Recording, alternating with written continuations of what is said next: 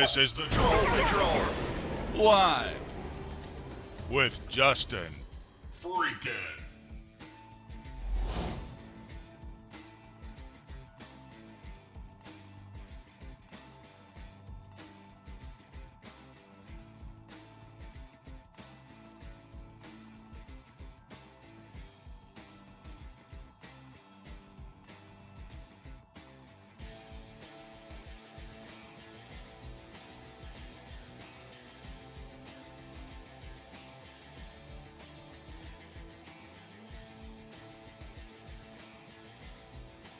Oh, apparently the show started. What's up, everybody? Warlord.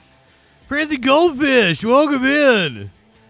What do I normally say? Oh, yeah. Welcome to Troll Patrol Live. It's a freaking...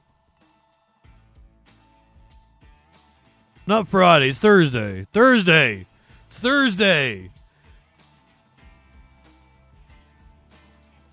I'm sorry. It's been a long day.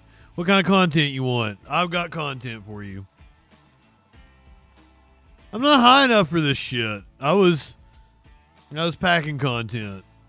No, I was packing cannabis. We all know. We all know. As a Holiday asked me if I'd seen the helicopter, and I'm like, no, I haven't. I'll watch it with you guys because apparently we have video of the crash.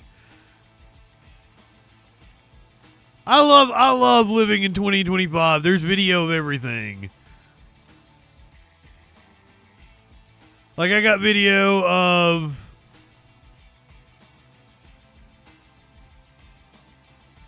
the wife of the bassist from Weezer getting arrested. We watched that last night. We just didn't know who she was at the time. Woman in Florida got carjacked. It was part of this like huge drug dealing ring. The detail you thought the shit that we talked about last night was crazy. This one's gonna be crazy for you. Woman is claiming she is in mortal danger after a man was wrongfully released from prison. We got news on the dude that's accused of killing Tupac. I'll give you updates on the Karen Reed trial, the Brian Koberger trial.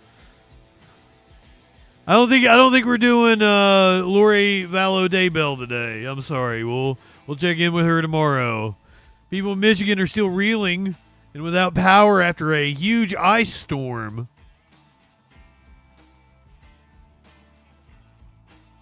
Two planes at an airport did some frauding on the runway. Does everybody in the chat know what frauding is? Or is that like a really niche term that only like gay guys know about? I feel like if women don't know what frauding is, then like I've just changed their porn habits entirely. So I'm gonna let you guys. Oh, god damn it, Tadpole! I'm gonna let you guys know something. Women love gay porn, and if they don't know what frauding is, they'll fucking love some frauding. Two planes were frauding on a runway.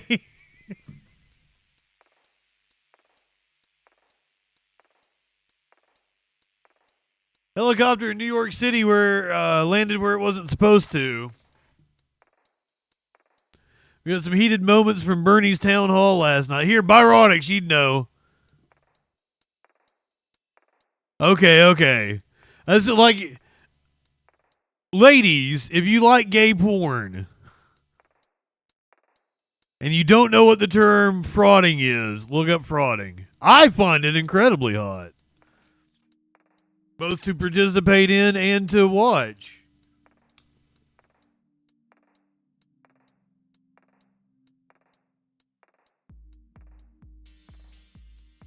That's what the two airplanes were doing at the airport today. Here is your meme of the day. Nobody was felching.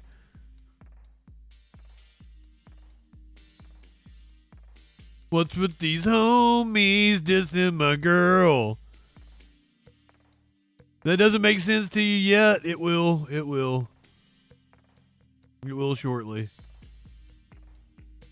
Josephus! We know our country's fucked. You don't have to keep rubbing it in. God damn it. Princess Kimberly. That's a reset of the clock. We know. You don't have to keep reminding us. Prometheus, welcome in. Yes, we know. You don't have to keep reminding us. Mary Sue.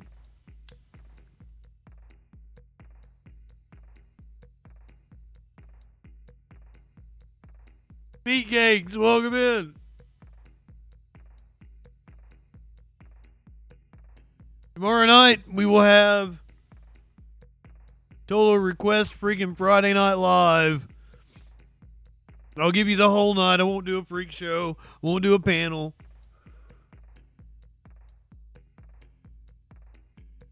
All requests. We'll start about 7 o'clock. DJ Dub, welcome in.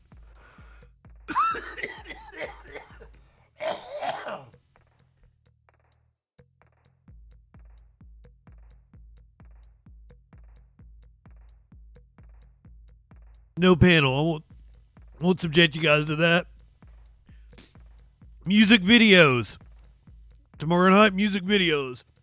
I can't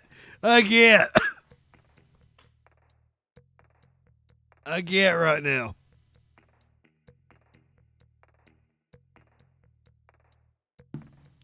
I'm too much.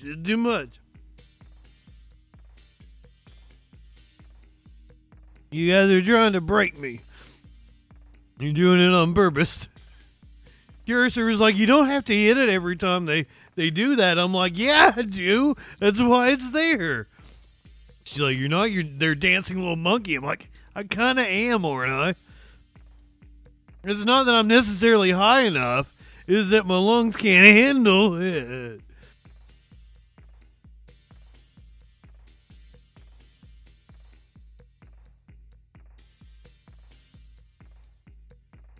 Is the lung capacity that's bothering me. Oh my God. What's with these homies dissing my girl? Man, it's time for guillotines. Played on my playlist earlier today, and I'm like, yes it is. I sung along, and then I rewound it and played it again. Rewound. Listen to me.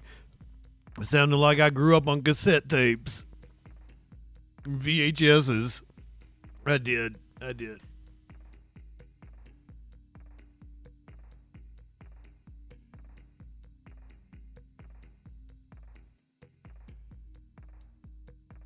It's also like allergy season, right? Justin gets bad allergies in the spring.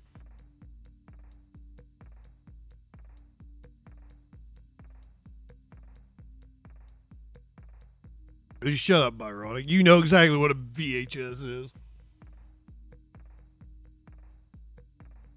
You probably still have some. You're the type of person that would. You got your Care Bears or your My Little Pony or something cassette tape. Cassette VHS. When you were wee little.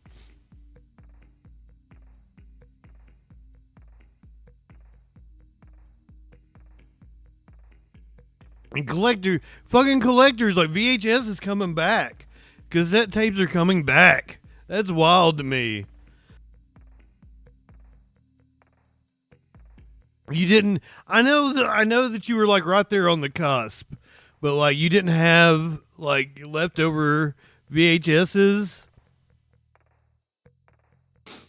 I was about to say.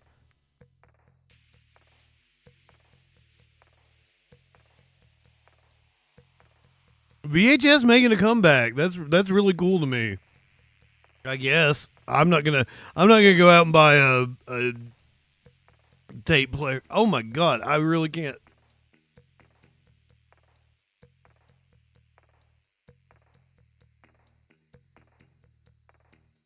And you got the no profanity on me. Is it gonna make it hard? I hope the first story is a video. I'll be able to read something. Oh my god. Let's get to it. We gotta find out what that news be doing, even though I can barely talk right now. Oh my god. This has never happened to me before. There might be something wrong with me if I fall on the floor. Call an ambulance, I guess? I don't know. You guys don't know where I'm at. If you aren't able to reach the deals that you want to see at the end of the 90 days, will you put those higher tariffs in place, or will you extend? Well, that's what would happen. I mean, if we can't make the deal that we want to make, or we have to make, or that's good for both parties, it's got to be good for both parties. You wouldn't. And then we go back to where we were. You'd go back to the numbers that you announced last week. I think so. You wouldn't extend the pause. Yeah, we'll have to see what happens at that time. Thank you, Mr. President. You said yesterday you were considering some exceptions for companies. Can you talk about what you're considering, and then also on the reciprocal tariffs that would be substantially lower? Is the same math formula going to be used, or is that tossed out? I'm not considering now for any country or company, but it's possible that I would. But I'm not. We don't have that situation right now. People understand where we are, what we're going to do. But it could happen. It's called flexibility. You have to have certain flexibility. What are you planning on using? Oh my god, like Jerry Maguire was a huge movie, but you don't hear anything about it anymore. Okay. Anybody in the chat that's like younger than me? Like, have you ever even heard of Jerry Maguire? Like, that was like a huge blockbuster movie. But like, you don't hear people bring it up like, oh my god, we should go watch Jerry Maguire. Jerry Maguire needs to be re-released in theaters.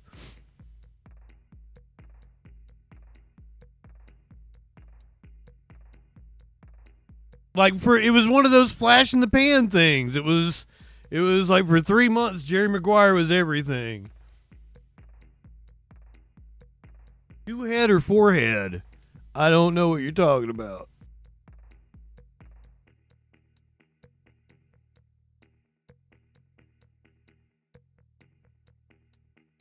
Well, it was Show Me the Money. That was it, wasn't it? Something like that. I've never seen it. I have no idea. It's the movie that launched Cuba Gooding Jr., wasn't it? Because he's in it.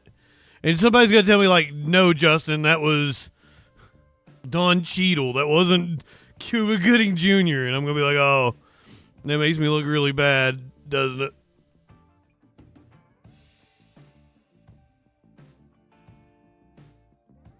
I got the wrong video. Was it Don Cheadle? Brother, like VHS tapes were when I was, up until like single digits and stuff. Well, I guess I got a DVD player when I got PS2, which would have been around the time I'm 18 or 19. That sounds about right. Okay, so VHS up until that point. I lost my clip I wanted. I'm still not got my breath about me. This is not good.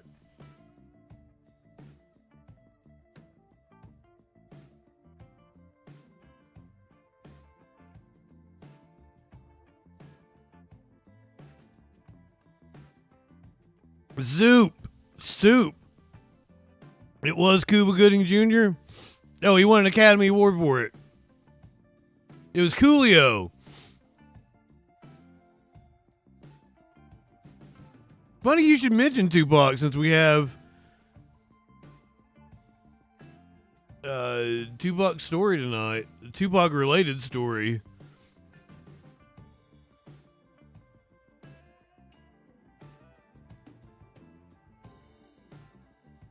We heard President Pig shit last night.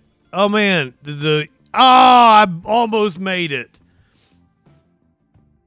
God damn it.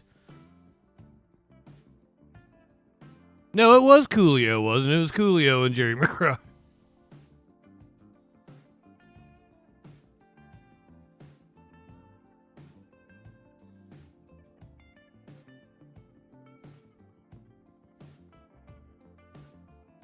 Finally found the video I wanted to play. Let's recap yesterday and Trump's excuse that people were getting yippee. That's why he canceled the tariffs. People were getting yippee. It was Jamie Foxx. Yips are back. The stock market tanking again, just one day after it skyrocketed in response to President Trump hitting a 90-day pause button on tariffs. Yesterday was this relief rally, and today reality has set in that we are still very much in the middle of a trade war. Trump says he pulled back on tariffs because people were getting yippee. I thought that people were jumping a little bit out of line. They were getting yippee, you know? They were getting a little bit yippee. I have no idea what yippee means. Did he just make up a word? Back on tariffs because people were getting yippee. I thought that people were jumping a little bit out of line. They were getting yippee, you know? They were getting a little bit yippee, a little bit afraid. Yippee. Just make up a word? Kinda. The official definition of getting yippee or getting the yips is a state of nervous tension affecting an athlete. Remember when Simone Biles got the yips at the 2020 Olympics and dropped out? Now investors are getting yippee, and who could blame them? If this was an actual roller coaster, many would be begging to get off by now. But Trump's allies are hailing him a genius. Trump announced a brilliant move to pause the higher tariffs on countries negotiating with us. It's genius. He got exactly what he wanted, Larry. And I think his sort of evil genius is... I had a chart. Oh my God. Like it shows there's like a precursor to the stock market going up. And somebody was like, that's the insider trading right there. It was like 10 minutes before the big whoop happened, like right after the tariff announcement. So like all the people that bought in right there, they had knowledge that the tariff announcement was coming. And that was all Trump's buddies, and he bragged about that today. Is playing out in this whole process. Finance experts, however, even on Trump-friendly Fox News, say he had no choice but to blink. I don't want to say this because I'm a patriot. I'm an American. But it is the White House who capitulated based on everything I hear and all my sources. My 401k is now a 301k. The late-night comics found humor in the chaos. Trump said that he paused tariffs because people were getting yippy and queasy. Then Trump tried naming the other 7 dwarfs. It says yippy, queasy, greasy. That one. Greasy. Greasy. The Massachusetts delegation is calling for an investigation into Trump's tariffs because it has to be insider trading. There's no way.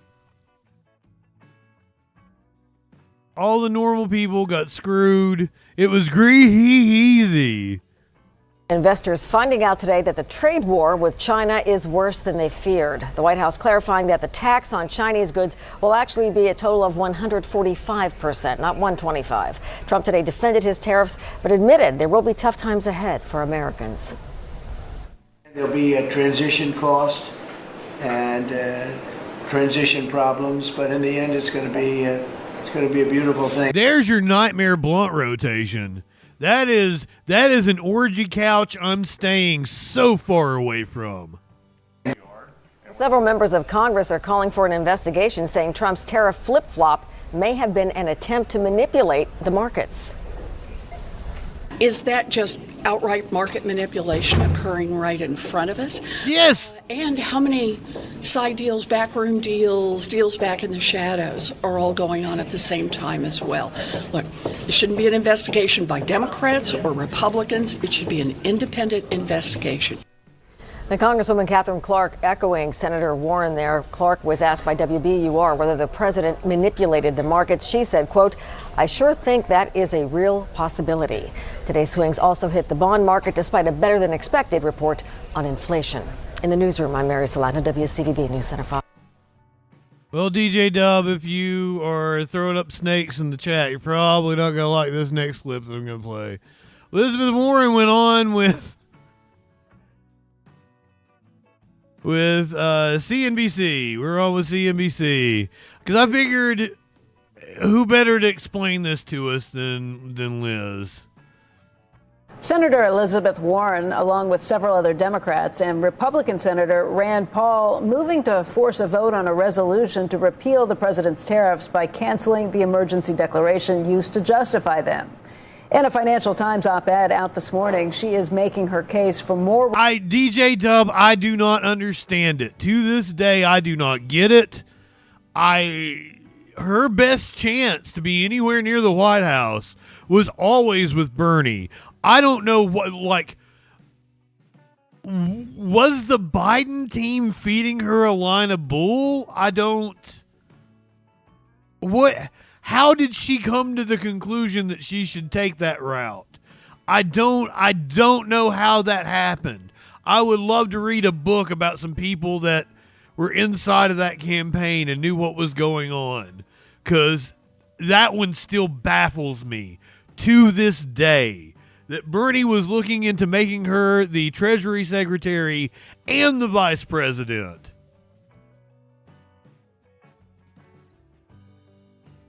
And maybe that's what it was, that Bernie's team came to the conclusion that she couldn't be both, and they really wanted her to be Secretary of the Treasury, and she had higher aspirations. I would love to know what the thought process was there. I would love to know. Zon, good evening. Republicans to join her efforts. Senator Warren joins us this morning. She is the lead Democrat on the Banking Committee. And Senator, in the past, you have gone along with tariffs, maybe targeted tariffs. What's different about what the president is doing right now? So, look, I think tariffs are a very important part, a tool in our economic toolbox. But they have to be used in a way that is targeted. We have a specific goal. We are bringing it in with a timing that makes sense, so we're going to be able to manufacture things at home. Take, for example, the pharmaceutical industry. Right now, you've got a 9 out of 10 chance that when you have a prescription filled, that it was made somewhere overseas, probably Asia, and the materials for it came from China. That puts us in a vulnerable position. So using tariffs as part of an integrated strategy to get more pharmaceuticals manufactured here in the United States makes sense economically, makes sense strategically, but that is not what Donald Trump is doing.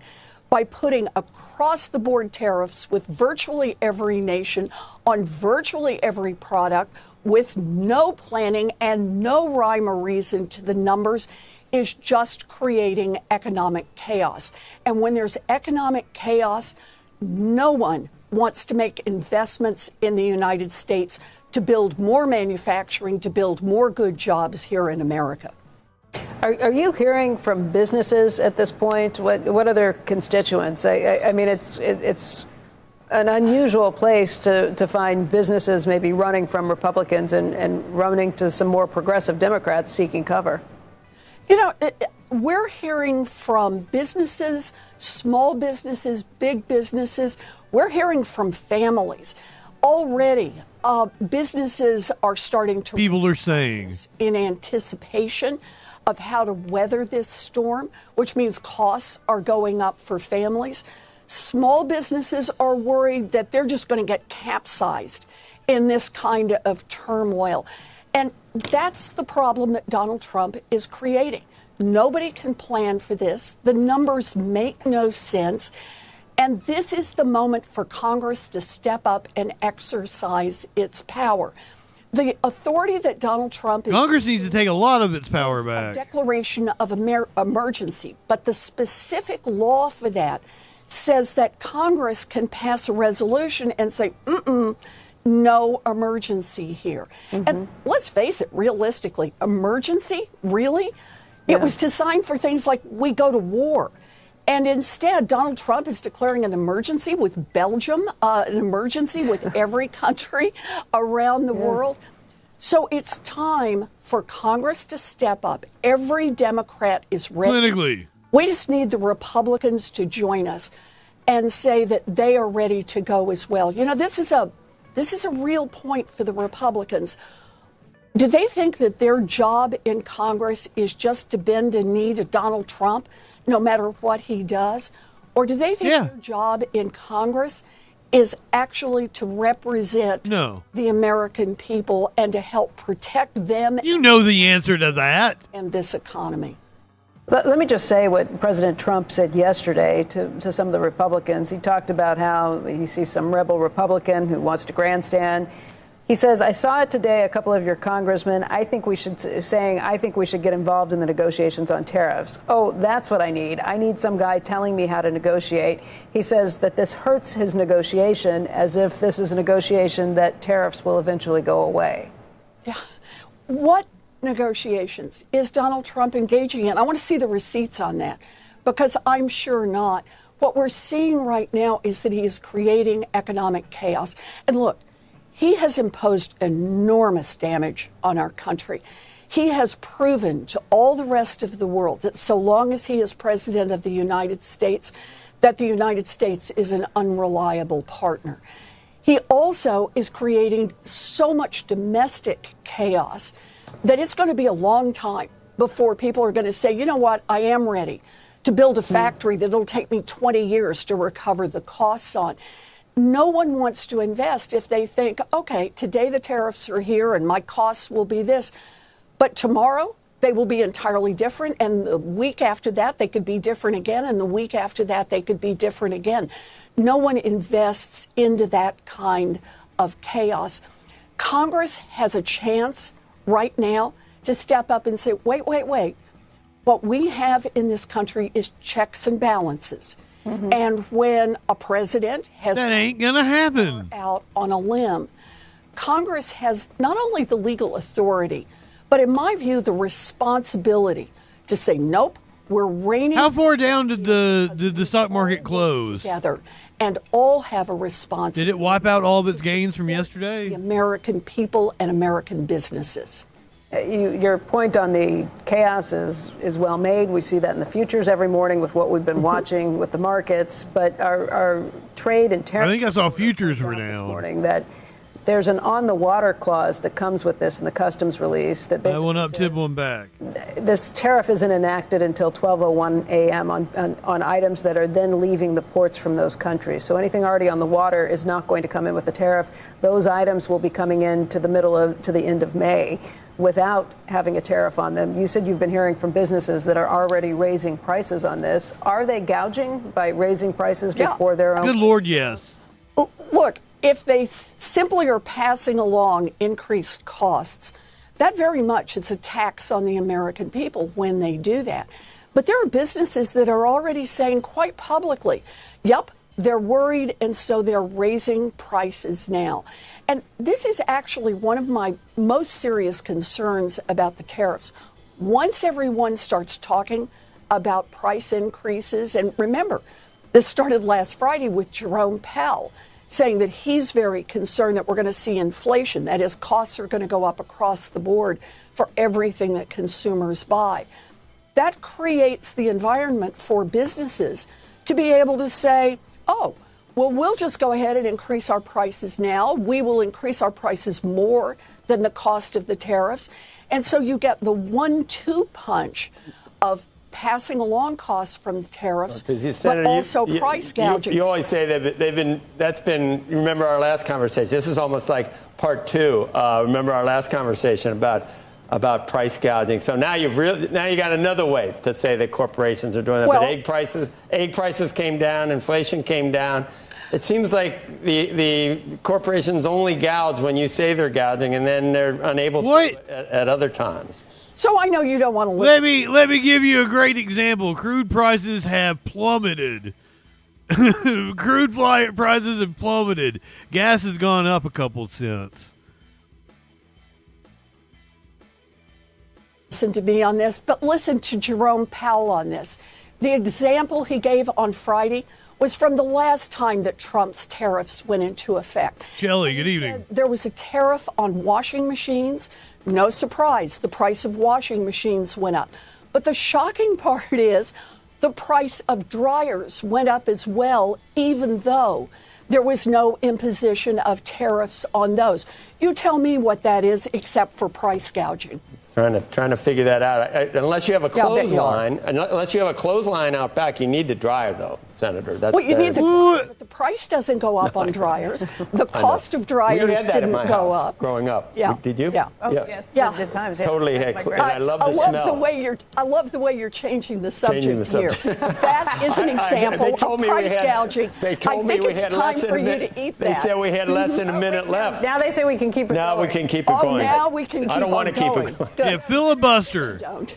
No, Senator, let me ask you a little bit. I mean, the big issue with this, it's Damn, that was one fun. thing to have Democrats coming out and saying that they're going to challenge the president on this. It can't be done unless you have enough Republicans that sign on. We had Don Bacon, a Republican congressman from Nebraska, on earlier this morning, who is a Republican who's opposing the tariffs and trying to take the power back to the Congress earlier this morning. He's one of just 2 Republicans there, and I think you have about 7 Republicans in the Senate. That's not enough to overcome the presidential veto that President Trump has said he's going to bring down. What would it take for you to have enough Republicans who would actually say that they're going to do something about that? And what are you hearing behind the scenes? Look, this is a moment of truth for Republicans. They can look around and see exactly what's happening to the businesses they represent, happening to the farmers they represent, happening to the families that they represent. And they're going to have to make a decision. Is their single job in Washington to bend a knee to Donald Trump no matter what? Or No, is it's to the their corporations. job in Washington to fulfill their oaths and to stand up for the people they represent? With this resolution, they're actually going to have to vote on that in the United States Senate. Every single person will go on record. The Democrats, we're ready to go to say that Donald Trump has gone too far. There is no emergency, and we can pull those tariffs back. The number of Republicans who will do that is growing because the pain is growing for families and businesses all across this country. I just saw this one, and this dovetails so perfectly. This is great messaging, Democrats. Do this and you will win. A toy store owner says Trump tariffs are worse than COVID restrictions. Hi there. My wife Millie Adelsheim and I have been selling toys in St. Paul for 25 years. And is that like comic book guy from The Simpsons? We own Mischief Toy Store on Grand Avenue. Thanks to my daughter Ellie coming along today. My oldest daughter Abby joined us as co-owner a few years ago. She got us through COVID, honestly, with her innovations that she came up with to deal with the situation. But you know, we've been through the dot-com bubble burst. We've been through the Great Recession. We've been through COVID, and I honestly can say that the anxiety caused by these spiking, ridiculous tariffs that Trump has put in place over the last month has just spiked. Millie and I are just crazy with anxiety right now, and I think that's the same for any small business owner right now, because truthfully, a toy that we're selling right now for $10, which makes a great birthday present, is going to be $25. Unless Trump decides on a whim to rescind his tariffs. These tariffs, they started out as what? As 20%, and then they went to 54%. This guy's from St. Paul. And then a couple days ago, they went to... It said the name of his toy store, Wicked Toys, I think it was. He kind of looks like George Lucas. War Machine, welcome in. And 4%. I wake up this morning, they're no longer at 125%, which is what they were yesterday, and now they're at 145%. I'm lost as to what he's even saying. He just threw a bunch of numbers at me. It all sounded like Steiner math to me. You take your 33 and a third chance minus my 25% chance, and you got an 8 and a third chance of winning. Mischief Toys. That's it. And I honestly can say that the anxiety caused by these spiking, ridiculous tariffs that Trump has put in place over the last month has just spiked. Millie and I are just crazy with anxiety right now, and I think that's the same for any small business owner right now, because truthfully, a toy that we're selling right now for $10, which makes a great birthday present, is going Right to be now. $25 unless Trump decides on a whim to rescind his tariffs. These tariffs, they started out as what? As 20%, and then they went to 54% a couple weeks later, and then a couple days ago they went to 104%. I wake up this morning, they're no longer at 125%, which is what they were yesterday, and now they're at 145%. This is madness. This is no way to run a country. This is Donald Trump deliberately trying to destroy our economy. It's more obvious to me. I'm just a lonely toy store owner, and that seems like the only takeaway that there is from this. That's exactly what he's doing. And I don't know how to survive this. I don't know how to order toys for Christmas. I don't know if toys I order now, when they ship, what they're going to cost. How do we plan for that? You know, and it's impossible to plan for, I'll tell you. Like I said, I've gone through a lot of different Yeah, I situations. guess they are getting ready for Christmas, like right now, aren't they? This is the first time it's been done on purpose by someone who's not looking out for the best interests of our country. And that makes a huge amount of difference. Because even in COVID, we knew that there were lots of people trying to get us through this and look out for our best interests. Donald Trump, he's looking out for his own interests. And who knows what those are. Stories are already saying maybe there's just insider trading happening as a result of these tariff announcements on and off. And I wouldn't doubt it. But we're the victims of that. I want to be clear that this doesn't just affect toys. This affects virtually every consumer product that you use in your daily life. The end result is going to be inflation and recession. And those two things together are deadly for small businesses. Those are really hard to survive. I don't know why we forgot about the lessons of the 1930s, but we're going right back into them again. I had a terrible conversation yesterday. Terrible. I have a supplier, Two Brothers Bows. They make toy bows and arrows that we sell in our store. We've been selling them for 9 years. They're closing up shop. And the thing is, they are made in America. They've always been made in America. That's part of what they wanted to do. And I said, well, what about these tariffs? Isn't that going to be a huge boon to your business? And she said, you know what? It doesn't matter. I still can't afford to make these. And if tariffs drive all my customers out of business, all the toy stores that I deal with across the country, then I have no business. And that's what every single small business in America is looking at right now. Rising costs, inflation, shrinking customer base, and toys that should cost $10 selling for $25. This needs to stop. We need to come to our senses. And what I would do standing here right now is call on our 4 Republican legislators that this state has elected to the federal government and Congress. I would call on them to start impeachment proceedings right now. That's how I feel about this. Tom Emmer and his colleagues, Michelle Fischbach and the others, they're the only ones who can stop this. And they need to step up and save this for the citizens of Minnesota and this whole country. Thank you. Fucking, there's no Congress to save you. I'm sorry. My apologies on that one. I wish. Here's what Congress been doing today, though. They passed a budget through the House. What's up, Major Garrett? Welcome back to America Decides. The House narrowly passed a budget blueprint today that includes Sky comment and spending. It is a significant procedural step that Republicans hope will eventually lead to them, only them, we're not going to get much Democratic support, if any, pushing through President Trump's economic agenda. Are you okay, Major? Are you stroking out? Momentary conservative uprising to get this across the finish line. Let's listen. There's a lot of work ahead of us, and we're really excited about that. In November, the American people delivered unified government to the Republican Party. They returned President Donald J. Trump to the White House. They gave us... I know, it's fucking absurd. And we are going to make good by that. Nicole Killian joins me now from Capitol Hill. A lot of work ahead. Nicole, outline it. Yeah, absolutely. Well, this is where lawmakers are going to have to roll up their sleeves here. A lot of people were asking the Speaker whether or not this was the easy part in terms of getting this resolution passed, which basically just Harris Faulkner is her Wario. Provide some legislative instructions for how they want to move forward in crafting this big, beautiful bill that the president wants, which will entail a border funding, which will include energy independence. Proposals will also deal with the issue of extending the president's tax cuts, potentially increase the debt limit as well. So there's a lot of legislative text that has to be written.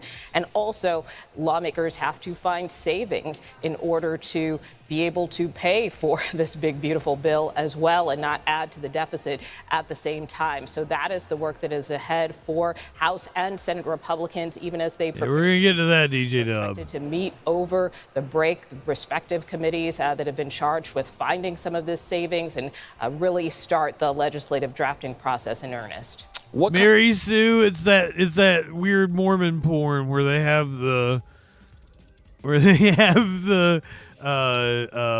pajamas on and there's no nudity and they soak. That's the porn they watch together. What kind of timeline are Republicans hoping to follow to get this done?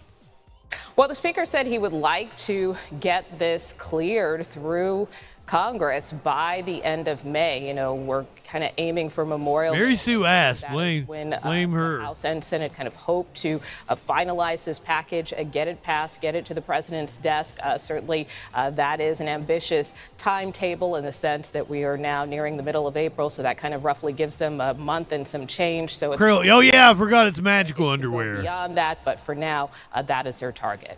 Nicole, as you well know, Republicans on both sides of the Capitol, Senate and House, are getting lots of questions about tariffs. Now that there's a pause, what are you hearing?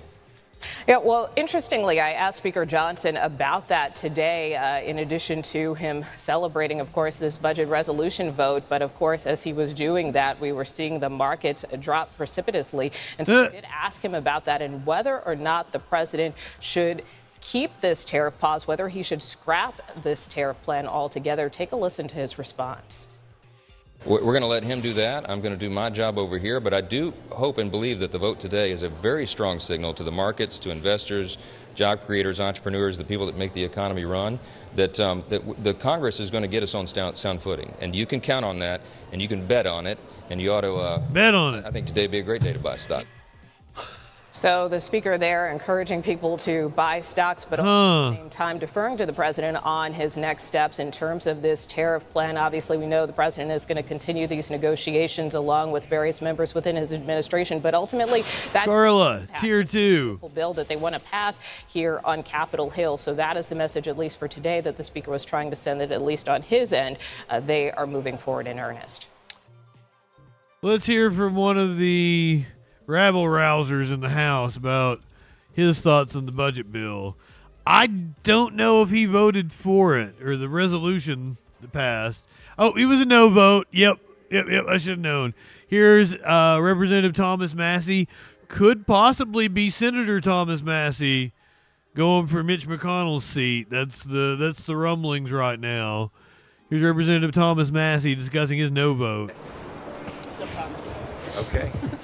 Wait for him. Were you surprised that some of your members went along with some promises, assurances from the speaker? Nope. I knew all along they would trade the cow for magic beans. And these beans are like the rest. They don't sprout. I mean, they seem convinced that they'll get $1.5 trillion in spending cuts. You don't buy it? No. Not happening. Radicalizing your grandma. Love it, DJ Dub. I mean, I talked to you the other day. I gave you I was wrong though. I said 60% chance it would pass last night. Yeah, it was lower, right? Yeah, I mean that's why I give probabilities. I was 40% right. But I mean, I'm wondering, do you think that, given your concerns and about the way this has been, your party's governing up here, do you think you guys deserve to be in the majority? I think we do. I don't think Mike Johnson is doing a good job of capitalizing on that. And I think Trump should pay more attention to what's happening over here, because doing it all by executive order is perilous. Number one, the courts will time up for at least a couple of years. And number two, if he eventually gets it done, the next executive can undo it. So, yeah, we deserve the majority. The Democrats deserve to lose their majority, at least as much as we deserve the majority, because they focus on petty issues like DEI and whatnot when people care about the economy and other things. But you What? Democrats are focused on DEI and not the economy. That's whoa. That's wild. think you're not using the majority effectively? We are not using the majority. We are not capitalizing on the mandate that we received in November. I guess there's some hope that Congress could just get out of the president's way and let him do his thing, that things would turn out okay. The reality is we need to be working to advance that same agenda that we feel like we have a mandate for in November. And we're running out of time. The mandates don't last your entire term. This one, its half-life has already been T-minus the mandate, and it be mostly worn out within 6 months. The Republican senators will wander off, and then by the time we get a year out, everybody's worried about the midterm election. Energy flow. Are you guys not capitalizing on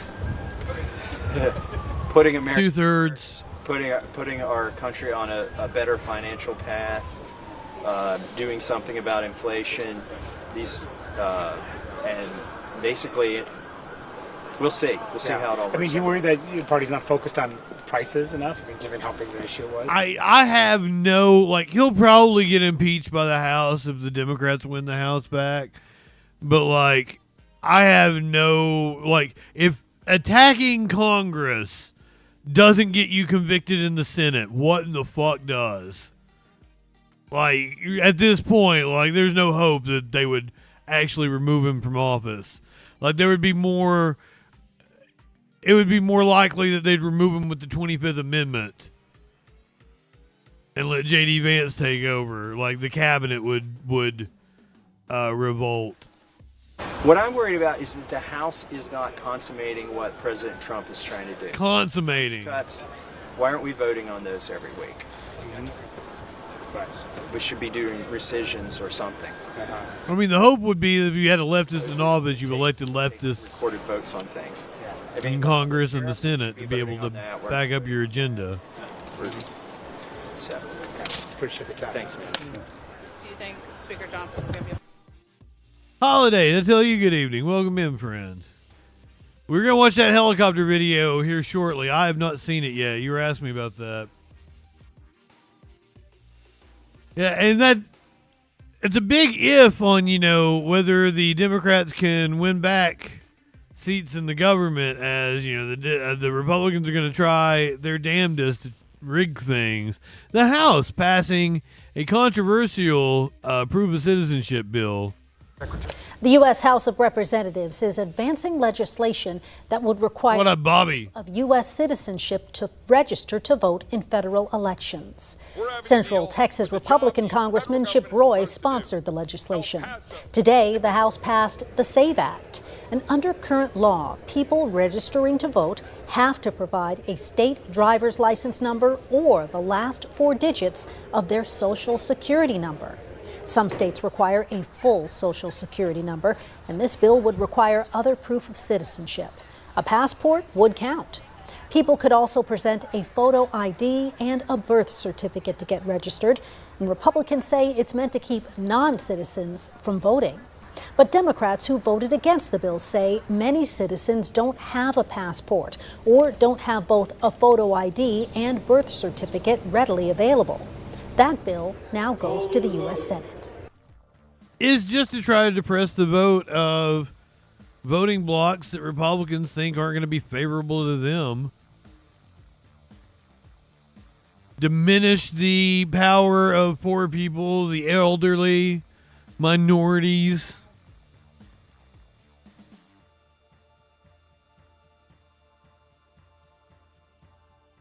Trump signing an executive order today aimed at federal officials who criticized him.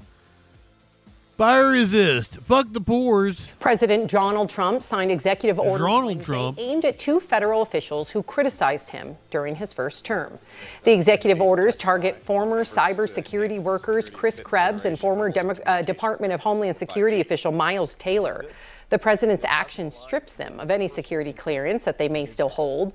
Trump has also ordered the Justice Department to investigate both former officials. This is part of a recent trend for the Trump administration. Over the past few months, he has signed several orders targeting law firms who worked on cases against him or government workers who spoke out against him. We did not see this in previous administrations. The DOJ has traditionally kept the president and other politicians at arm's length, but that has changed under Trump, who has called some people who speak out against him, quote, guilty of treason. My God. They're going to eventually send those people to El Salvador now, aren't they? They're really, really wanting to send Mahmoud Khalil to El Salvador, but it doesn't look like a judge is going to let him. Immigration judge demanding evidence or saying the case will be dropped. A Louisiana immigration judge is calling on the U.S. government to provide evidence that detained activist Mahmoud Khalil should be deported. Khalil served as a spokesperson for pro-Palestinian protests at Columbia University, but has not been charged with a crime. Judge Jamie Comans says the Department of Homeland Security has until 5 p.m. tonight to provide evidence, or the case will be dropped. CBS News legal reporter Katrina Kaufman joins us here in Studio 57 with more on this case. Katrina, good morning to you. Great to have you here. What more did we learn from yesterday's hearing, and why hasn't the government provided evidence that it needs to deport Khalil? I mean, that's a great question, Errol, and something that Khalil's lawyer said during this hearing, that he hasn't been given a single document of evidence since his client has been taken. But the big takeaway is that the government has been ordered to produce evidence by 5 p.m. tonight, or the judge says on Friday she's going to terminate the case if that evidence has not been produced. She also set a removability hearing for Friday. But what was interesting about this hearing, too, Errol, is I had planned to watch it remotely, and the judge decided not to allow people to. She said it was highly unusual. There were over 600 people trying to watch this hearing. And one of the only moments that Mahmoud Khalil spoke in court was to ask if his wife would be allowed to view it, and his attorneys as well.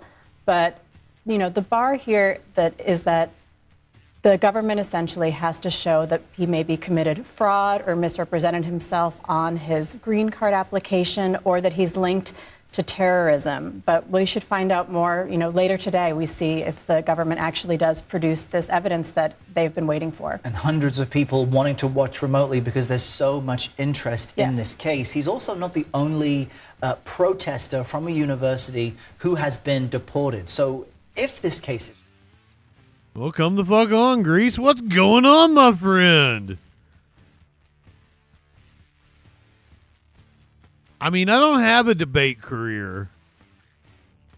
I don't know. So, yeah, you can try to end it if you want to. So, you're a fucking coward. Is that what you're saying?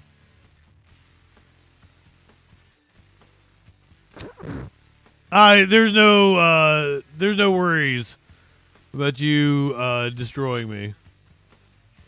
917-830-4359. Bang Discord. Give them the Discord and the phone. I'm gonna go refill my drink. I'll be right back. Grease, you gonna get some balls about you? Go ahead, light one up, tip one back. It's all right to have a little fun before you hit the sack. I'm JustinFREAKIN. All we're establishing is this guy's wicked, sick aesthetic. Not high enough for this shit. I guess I gotta thank Matt Wall for introducing me to JustinFREAKIN. Hey there, y'all. We're about to get stupid, locked into what that news be doing. Fu Manchu and a slick bandana. Colder than ice, smoother than Santana. Audio, video, chat and calls. Right-wing nut jobs haunt the halls. What you wanna watch? Hey, what you think? And there's only one choice. It's JustinFREAKIN.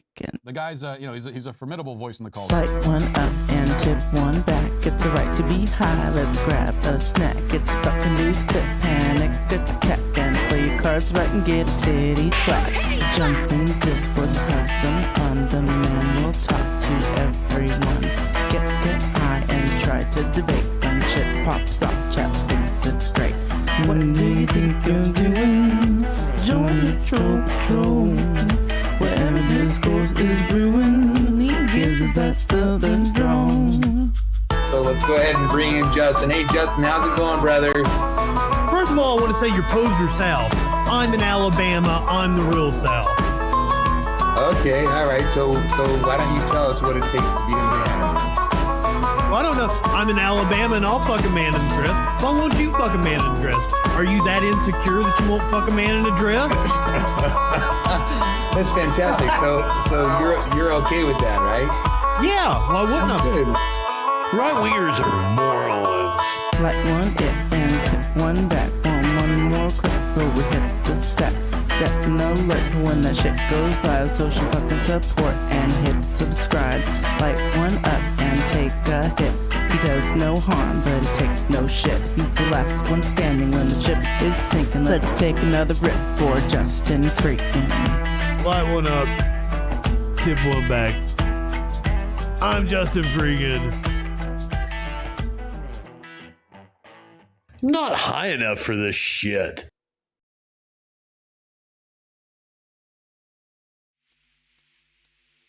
You in my Discord? Ain't nobody in my Discord. Ain't nobody called my phone. Seriously, like, if you want to end my fucking debate career, please do it. I never want to have to debate again. I do not want to get invited on a stupid fucking panel. I don't want to have any fucking debates. I never want to do it again. So put me out of my misery. Make me your old yeller. Take me out back. Please. End my debate career. I'm begging you. A titty slap! Come on now. Finvox, good evening. Welcome in. He left, didn't he? Grease Carpaccio. I thought it was Grease Carp. I like Grease Carp better. Like a big greasy carp that you caught out of the river. Are you here? Did you run away? Are you scared?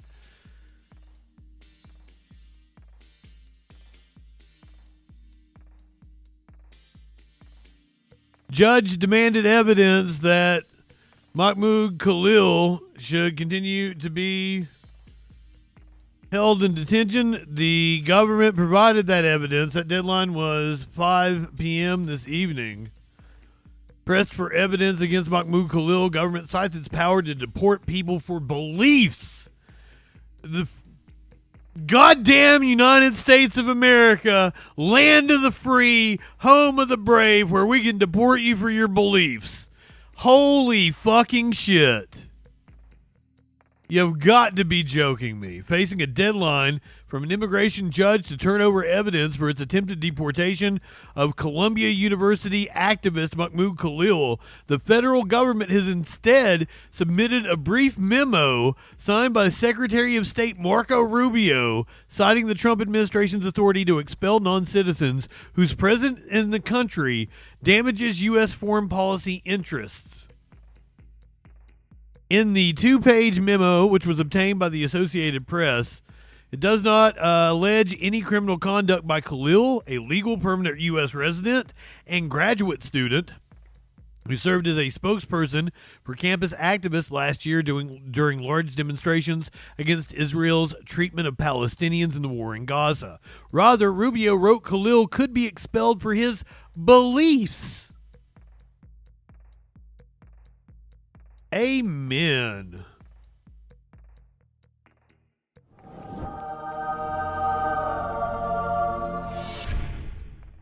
He said that while Khalil's activities were otherwise lawful, letting him remain in the country would undermine U.S. policy to combat anti-Semitism around the world and in the United States, in addition to efforts to protect Jewish students from harassment and violence in the United States. Condoning anti-Semitic conduct and disruptive protests in the United States would severely undermine that significant foreign policy objective, Rubio wrote in the undated memo.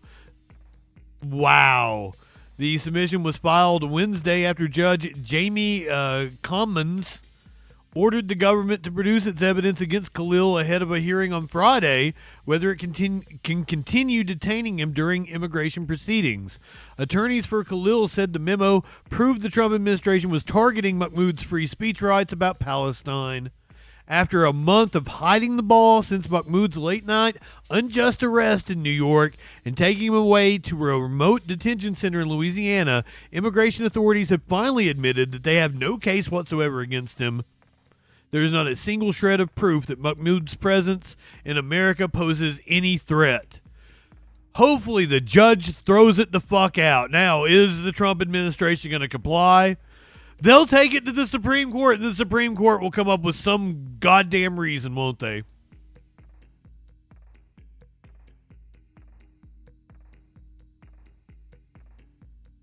Torchy, welcome in. The rumors of your demise have been greatly exaggerated.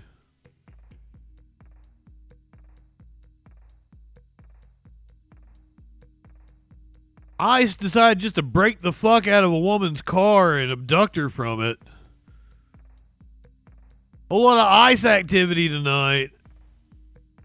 The woman, a Maryland mom, forcibly removed from a car. Maryland mother is behind bars in Pennsylvania after ICE arrested her in Baltimore. The woman's 18-year-old daughter captured the dramatic video of her arrest. Fox Live's chief legal correspondent Katie Barlow has been following this story. Katie, what's the latest?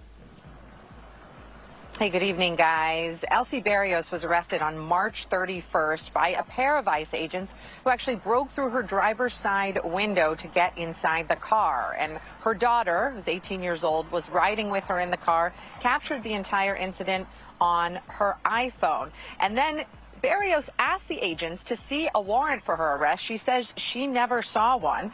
ICE says she's been in the country illegally since 2017. We have to warn you, parts of this video are difficult to watch. Content warning.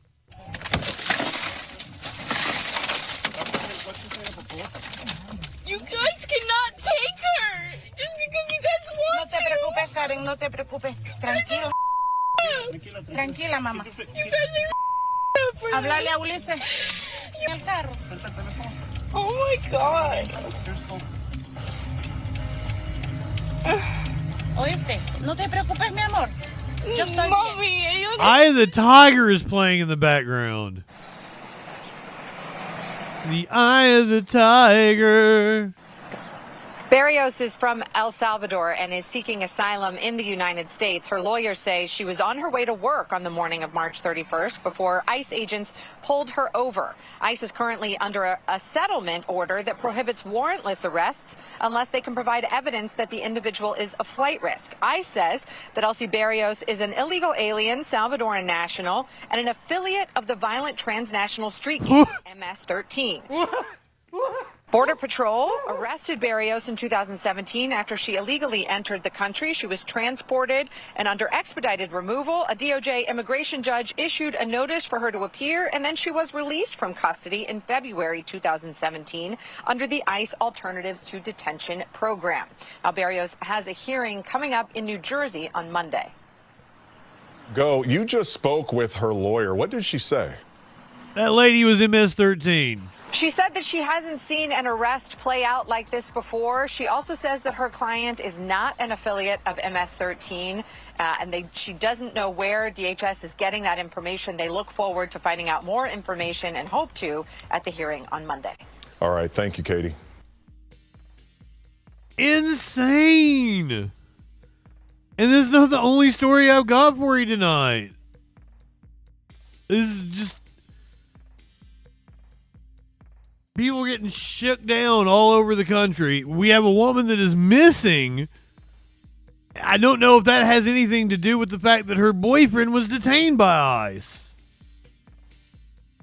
We begin this hour in Charles County, where the search continues for a Maryland mother who vanished over a week ago.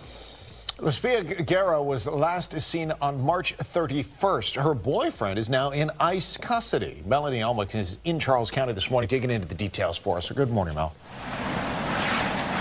Hey, good morning. The Charles County Sheriff's Office says that there was suspicious activity at the home where this mom lived with her 2 kids and her children's father, and along with several other people that lived in that home as well.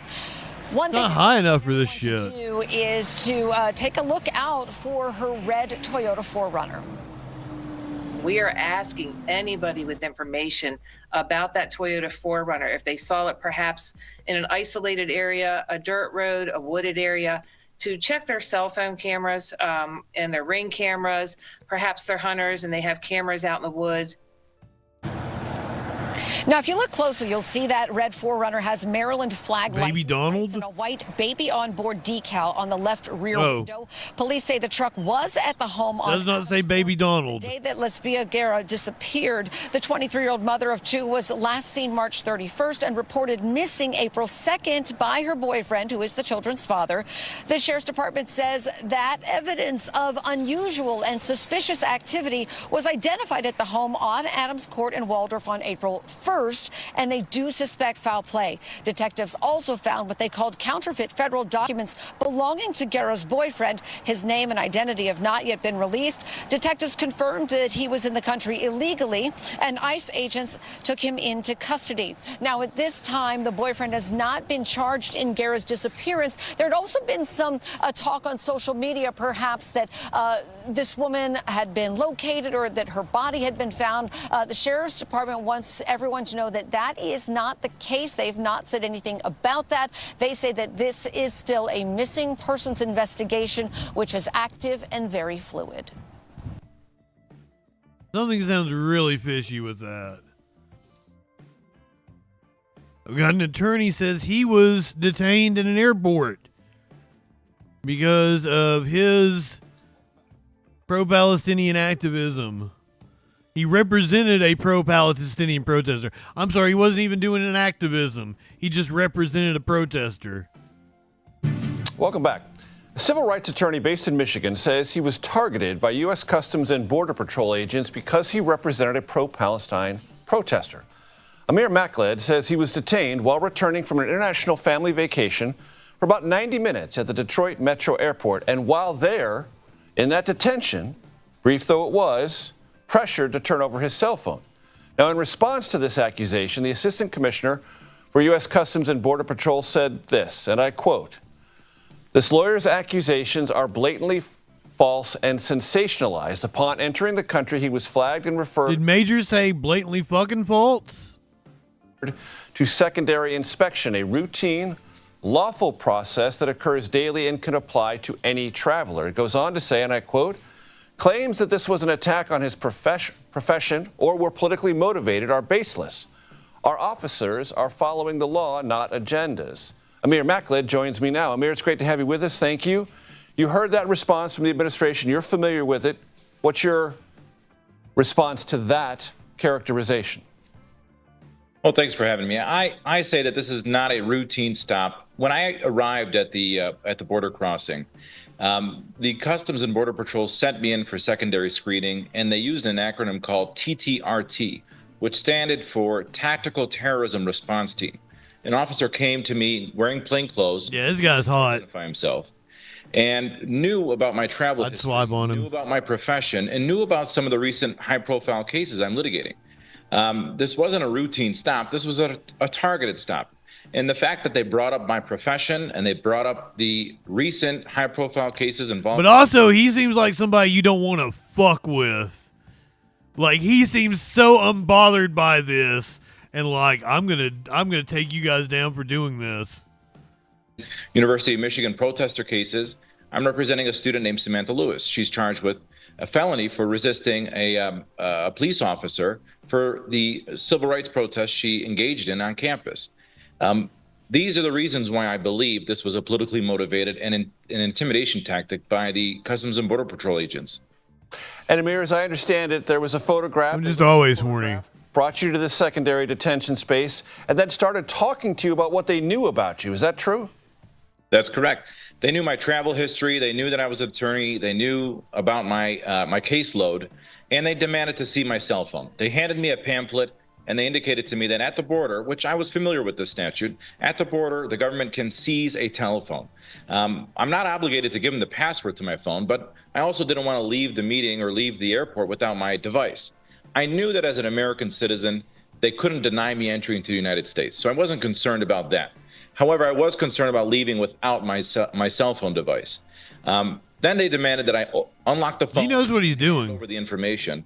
And I explained to them, you already know that I'm an attorney. You already know that I'm representing individuals, and a substantial amount of my work is going to be on my cell phone. I'm not going to hand over this device and breach my fiduciary duty to attorney-client privilege. And that puzzled this agent, which required him to go get some supervising advice. A supervisor came back maybe about 20 or 30 minutes later and handed me a legal pad. He said, why don't you write down everything that you believe could be privileged information in your cell phone? I said, this is a futile exercise. I've been an attorney for over 10 years. I've got thousands of emails, thousands of text messages, thousands of communications with clients and hundreds of files in my phone on my cloud. It's impossible for me to identify what could be a privileged communication or document in this setting. And at that point, they said, look, either we're going to take your phone or you're going to comply. I said, well, what is it that you're looking for? They said, show us the list of contacts in your phone, and then we'll allow you to have your phone back. So I acquiesced. They said, sign a document, and in this document indicate that you're agreeing that we can see your contact list. Insane. Your contact list is not a privileged information.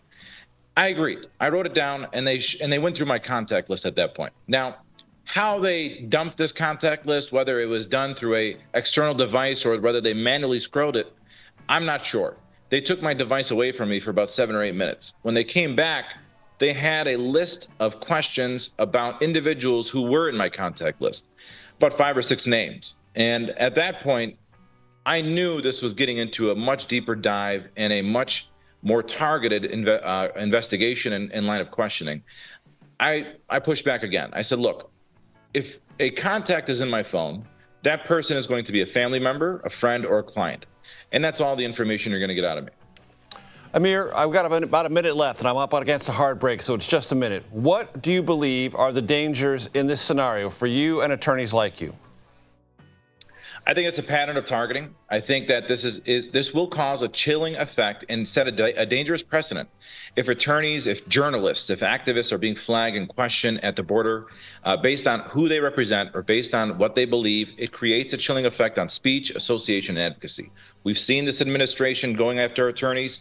I think it's important that we don't discourage people from traveling, from organizing or dissenting. We all have to follow what we have under the protections of the First Amendment. And very quickly, your family was allowed to go through. You alone were detained. This is the coolest motherfucker ever. Yes, me alone. I was alone detained, which made me feel a lot better because when the kids were gone, I can deal with the government confrontation. I do this for a living. I don't have a problem talking to law enforcement. Amir Macklin. No, he doesn't. Thank you very much. Thanks for having me. I can tell he has no problem talking to anybody.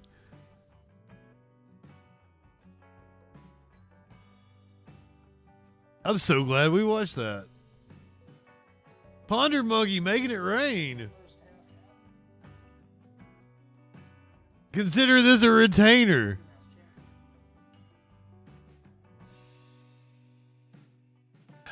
And why are they targeting Massachusetts? Specifically, Massachusetts, New York have been the targets. More UMass students had their visas revoked. More students at UMass Amherst have had their visas revoked. Now that number is up to 13. UMass Chancellor Javier Reyes said the university was never notified by the federal government about the revocations. 22 News reporter Sarah Biename joins us live in the studio with how the campus community is reacting. Yeah, Nick Ciara at the UMass Amherst campus this afternoon, where I spoke with a number of students and faculty who were speaking out on the attack on academic freedom and high-quality education overall. I'm not a fan of the current administration. Under any administration, that's like an awful thing, taking away a student's right to education. Federal authorities have once again revoked student visas on the campus of University of Massachusetts Amherst, bringing it to a total of 13 students getting their rights to education taken away. One of my friends sent out a GoFundMe because one of his fraternity brothers is one of the kids who got their visa revoked. And the university was not even notified.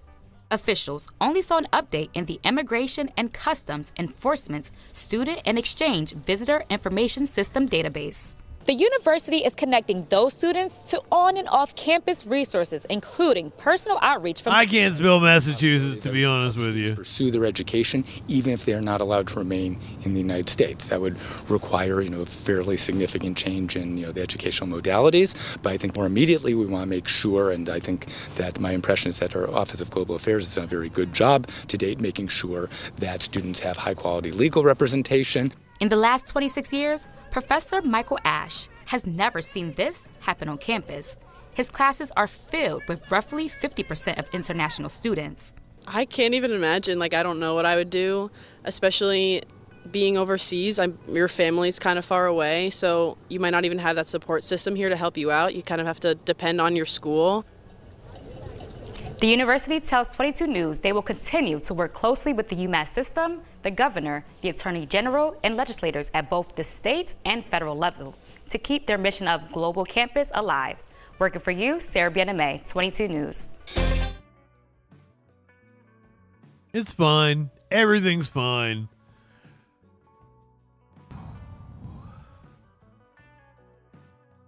Last night, Senator Bernie Sanders was on CNN. Apparently one segment got a little heated here. So we'll take a look at it. This is the CNN Town Hall with Bernard Sanders. Welcome back to our live CNN Town Hall. We're back with Senator Bernie Sanders. I want to introduce Grace Thomas. She's a local civil rights attorney. She's a Democrat. Grace? They, them pronouns, actually. Thank you. Oh. Good evening, Senator Sanders. Polling and turnout data indicate that men of all racial demographics are turning away from the Democratic Party. But of course, white men in particular do not feel that the DNC's messaging targets them and the issues that they care about. Should progressive campaigns craft policies and messaging to better encapsulate these voters? And if the answer is yes, how do they do so without abandoning marginalized voters of color and gender? Okay, thank you for the question, Grace. Look, it is no great secret that in America, people have strongly different points of view, right? On abortion, Look at that haircut. He got a haircut. He fixed his hair. He's running for president. I know how wild that sounds. Bernard Sanders is running for president in 2028. On abortion, for example, I believe very much that women have a right to control their own bodies. People disagree with me. I believe that we've got to combat homophobia. I believe in gay marriage. My state helped lead the way on that. Not everybody agrees with me. I believe that we've got to end all forms of bigotry, et cetera, et cetera. Not everybody agrees with me. But you know what, Grace? On many economic issues, there is widespread agreement. And the failure of the Democratic Party, in my view, has been they have not been aggressive in standing up to powerful corporate interests in laying out an agenda and implementing an agenda that speaks to the needs of the working class. All right, I'm going to ask you guys a question. He's asking me questions all night. I'm going to ask you a question. All right. Raise your hand if you think that the American healthcare system is working. Is working. Raise your hand if you think the American healthcare system is not working. All right, let me rephrase the question. Raise your hand if you think the American healthcare system is working well. Anders, how many people are raising their hands? None. Raise your hand if you think the American healthcare system is broken. Raise your hand. Majority, everyone. Not a majority, virtually everybody in the room. And I can see behind that guy. But. And that is, all right, question again. How many nations, wealthy nations in the world, do not guarantee health care to all people as a human right? Anybody know the answer? Which country? All right. Now, you're not going to hear much about that on corporate television. You're not going to hear much about that in the United States Congress. We're the only major country on earth that doesn't guarantee health care to all people. 85 million of us are uninsured or underinsured. 60,000 die each year because we can't get to a doctor on time. That's the bad news. You know what the good news is? The insurance companies are making tens of billions of dollars every year denying you coverage. The drug companies charge us the highest prices in the world for prescription drugs. So how does it happen that in the wealthiest country in the history of the world, we're spending twice as much per capita as the people in other countries And yet we have one of the worst outcomes, healthcare outcomes, of any country on earth. And it gets back to money in politics and the domination of big money, in this case, insurance companies, drug companies, over the Republican and Democratic. I want to try to get some more of our audience questions. Joel, no, I know you do. What I want to talk about. I know. I want to, sometimes these issues about health care, about income and wealth inequality are not talked about in the corporate media, and it's time that we did talk about them. That's why the question a moment ago, why are people losing faith in the American system? We don't talk about it on CNN. He's we don't kicking talk about authority it in the balls. It's because they understand that a handful of billionaires exert enormous influence, and that has got to change. So when I'm running around the country with Alexandria and other people, what we are trying to do is demand that working class people begin to stand up and fight for their rights. There is no reason we should be the only major country not to have health care, not to have paid family and medical leave, et cetera, et cetera. Why we have the highest rate of childhood poverty, almost any major country. 22% of our seniors living on $15,000 a year. Anybody here think that makes sense? No. All right, it doesn't. But you got to get CNN to talk about these issues. You got to get your members of Congress to talk about these issues. No, I think he's run out of fucks to give, and he's running right now. Yeah, but I'm forcing you to talk about it, Anderson. This is Joel. We invited you. This is Joel FREAKIN. He's a student at American University, originally from Venice, California. He's president of the College of Republicans. Joel. Hey, Joel. Hi, Bernie. I wanted to give you kind of a softball question. Who on the other side have you worked the best with as a senator? I work with a couple of people. It is a softball. And it's funny. I'll give you an example. Rand Paul is kind of a maverick on the Republican side. But Rand worries very much about authoritarianism. And so he and I have worked on some of those issues. Mike Lee and I have worked on trying to make sure that Congress, not the president, has the power to declare, the constitutional power to declare war. I work with Roger Marshall from Kansas on trying to expand community health centers. So there are Republicans that I admire and work with. We disagree on a whole lot of issues, but we do try. I can cut him off there at a weird time. But there you go. Bernie laying the smackdown on CNN. I think he's going to run. Like, he's making all the moves of a person who was going to run. Because this is the time when that happens. Like, that's what you're seeing Tim Walz make those moves. This is apparently a shocking moment on the floor of Congress today. Gasps were heard when Lauren Boebert called on the Dems to explain what is a woman. This shit again. Thank you, Mr. Speaker, and bless my colleagues' hearts on the other side of the aisle. Using married women as a gotcha for voting. I've never had to bring my birth certificate to prove that I was a registered voter. I have an ID that has a different name than my birth certificate. And also, since we're using women as bait here, maybe in the next round of debates, they can explain to us exactly what a woman is. I rise in support of the SAVE Act. The American people are done messing around with a woke, weak needs system that lets our elections get hijacked. What is a woman? For me, for every American who knows our vote. Spend too much time asking what is a woman. Not enough time asking how is a woman. Let's cut the crap. Right now, you can walk up, check a box, claiming you're a citizen, and boom, you're registered for federal elections. No proof, no ID.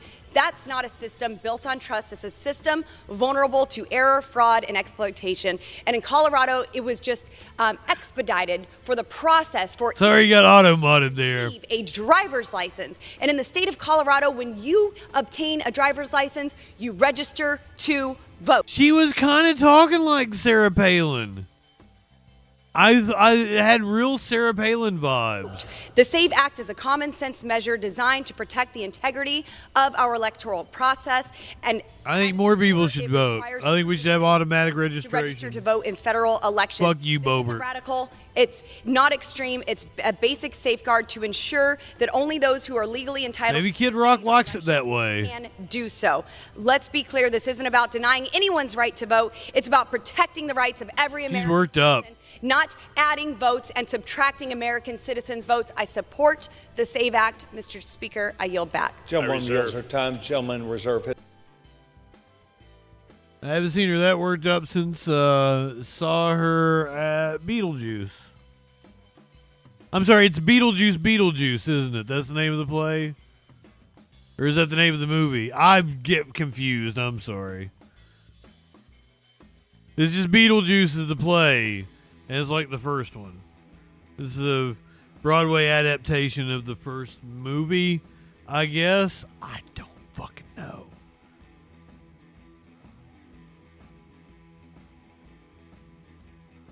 Newsmax lost in court today to Dominion Voting Systems. A Delaware judge ruled that right-wing TV channel Newsmax defamed Dominion Voting Systems by falsely accusing the company of rigging the 2020 presidential election. The case stems from false on-air allegations from Newsmax hosts and guests that Dominion colluded with Democrats to flip votes from President Trump to then candidate Joe Biden. The case now heads to a trial by jury. They will be deciding whether Newsmax intentionally smeared Dominion with actual malice. Oh, yeah. Whether Newsmax must pay the voting technology company millions of dollars in damages. Newsmax has denied any wrongdoing. The trial's scheduled to start April 28th. Ooh, going to trial. Okay, so the judges ruled they defamed him, and it can proceed. Okay, so we're going to trial on it. Historic. I'm tired of why? Why is it like every week is like a once in a generation storm? Fuck. Why? Thousands in Michigan are still without power. This was 5 or 6 hours ago. After a historic ice storm. Historic ice storm swept. Yeah, I just said that. About 2 weeks ago. Heavy ice has weighed down the trees and the power lines. It caused them to crash down under all that weight. And the Michigan National Guard still working around the clock to help clean up efforts right now. With the help of the cleanup efforts. Look at the pictures. That's Gaylord, Michigan. That was on March 30th. That's a massive. Fuck, that was a week and a half ago. It was for an ice storm that was going to last for 2.5 days. Now, it's still extremely cold in some of the spots around the Midwest, especially if you don't have electricity. Joining me right now is Rochelle Kinley. She lives in Pellston, Michigan. Rochelle, thanks so much for joining us. I know in your car right now, you're coming home from work at this point, right? Yes, yeah, I am. Well, I'm so glad you could join us on Fox Weather. And your story, you're going on almost 2 weeks without power. Yeah, today was day 12. We lost power Saturday around 8:30, 9 o'clock at night.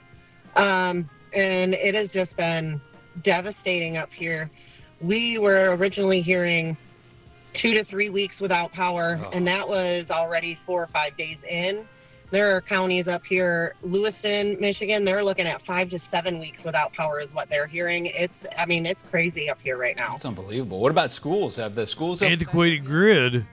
My kids returned to school on Monday, which I am thankful for because then they had a warm building and they had warm food and they were able to kind of get back to normal. What about the high school? I understand they're opening up their facilities as well for some of the community? Yes, yep. They took over the warming shelter that was at the airport originally.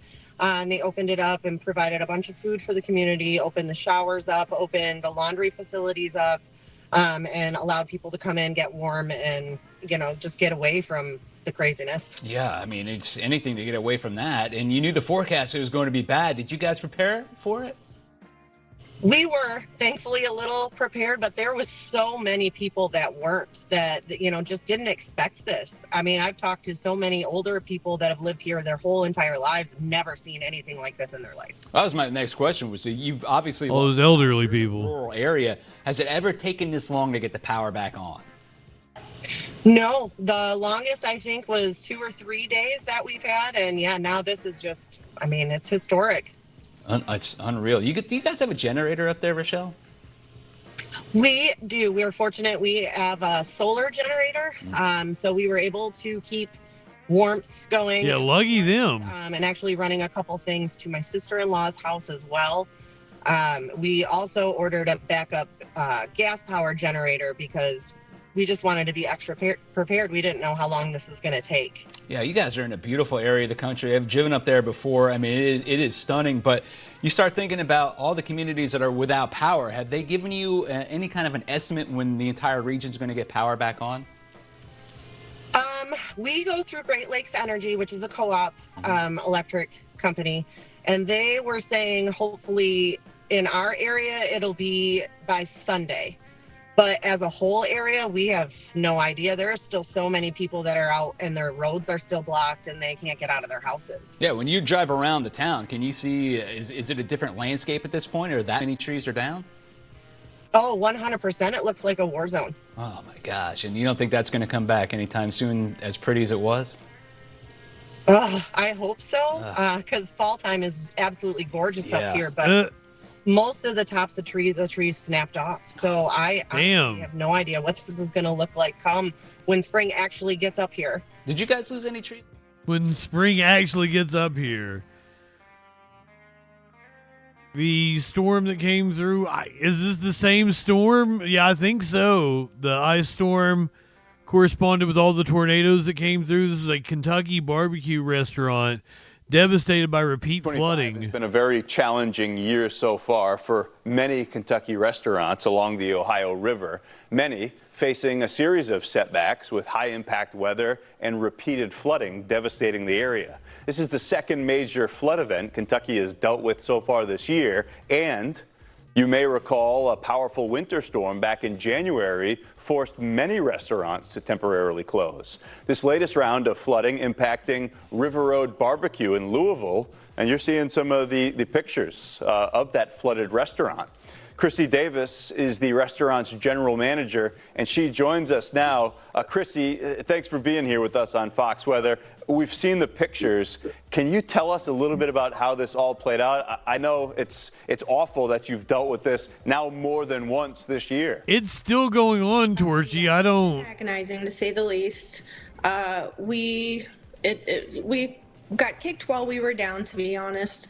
We had the first flood. I think today was the day the river was supposed to crest. And the flooding was actually supposed to, the floodwaters were supposed to stop rising. That was yesterday when we heard that, I think. Right after. I don't know if they've changed that. For winter storms. We've actually had a lot of issues with road construction out front. So during the pretty months, Did they buy the dip? We've had a lot of business to help get us through all of this. Business wasn't there. And then now we got up to about 9 or 10 feet of water indoors. So we're going to have to deal with the aftermath as soon as we can get in, probably on Sunday. I know this is the worst that you've dealt with in the history. So maybe Sunday. And the third time, as you told us, that you've been impacted by weather. Understandably, that has to be very tough on the business and on your staff. But if there's any good in what has happened previously, it sounds like out in advance of this latest round of flooding, you guys acted fast and made some preparations. Is that gonna help you get back into the building maybe a little bit faster? Absolutely. We're old hats, at least at having to vacate the premises in a quick time frame. So, we watch the graphs, we get everything. Oh, clinically. The Republican firm that I work for,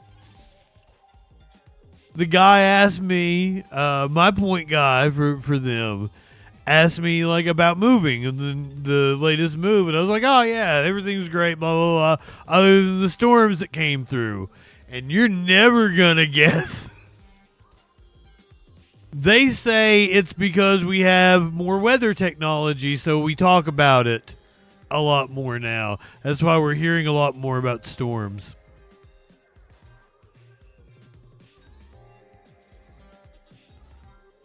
at least 24 hours before the water surrounds us. And so we just hunker down and wait it out.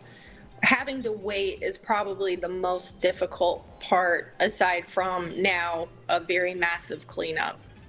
Yeah, my wife is a Kentucky Wildcat. I used to live in the Commonwealth for many years over in Lexington. It's all. He's always talking about his wife. We've watched this guy like 2 or 3 times, and every time he talks about his wife. He's getting ready to have a baby, if you guys didn't know. Oh, the rivalry. But I know how big of a time this is for you there in Kentucky. You got the Derby coming up on May 3rd. Thunder over Louisville canceled, unfortunately. How big of a deal is that? And are you thinking that you'll get back to normal before Derby when hundreds of thousands of people head? The fucking Derby. Well, you know, ideally the goal is to be open by Derby. I think in our situation, it's a little more difficult because we're going to have to do so much construction and repair work. So, you know, we would love to be open by that Saturday. It does not seem like it's very likely. However, we're going to definitely work as hard as we can to get there. It is detrimental to the business, really, just because that is our bread and butter. That's the beginning of our peak season, and that's some of our busiest weeks of the year. Yeah, I know that there's some seasonality to this, and you have to make that money when you can during. Get that paper. That's what he's saying. You need to get that paper. Look at me now. Oh, look at me now. Georgie, I think you asked if I'd seen the helicopter crash. No, I've not. This is my first time seeing it, so let's enjoy it together, shall we? I've been fucking busy today. Ooh! To have not seen it, my thumbnail was pretty spot on. 6 people, including 3 children, died when a helicopter crashed into the Hudson River near New York City.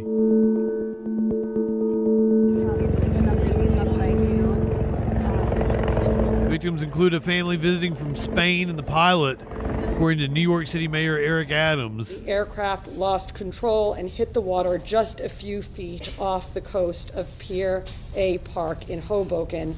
The cause of Warlord was messaging me. It was like, hey, helicopter crash. And I like into the Hudson outside New York. I'm like, oh, it's probably rich people. I don't care.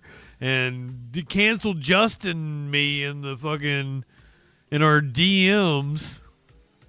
the crash is currently under investigation.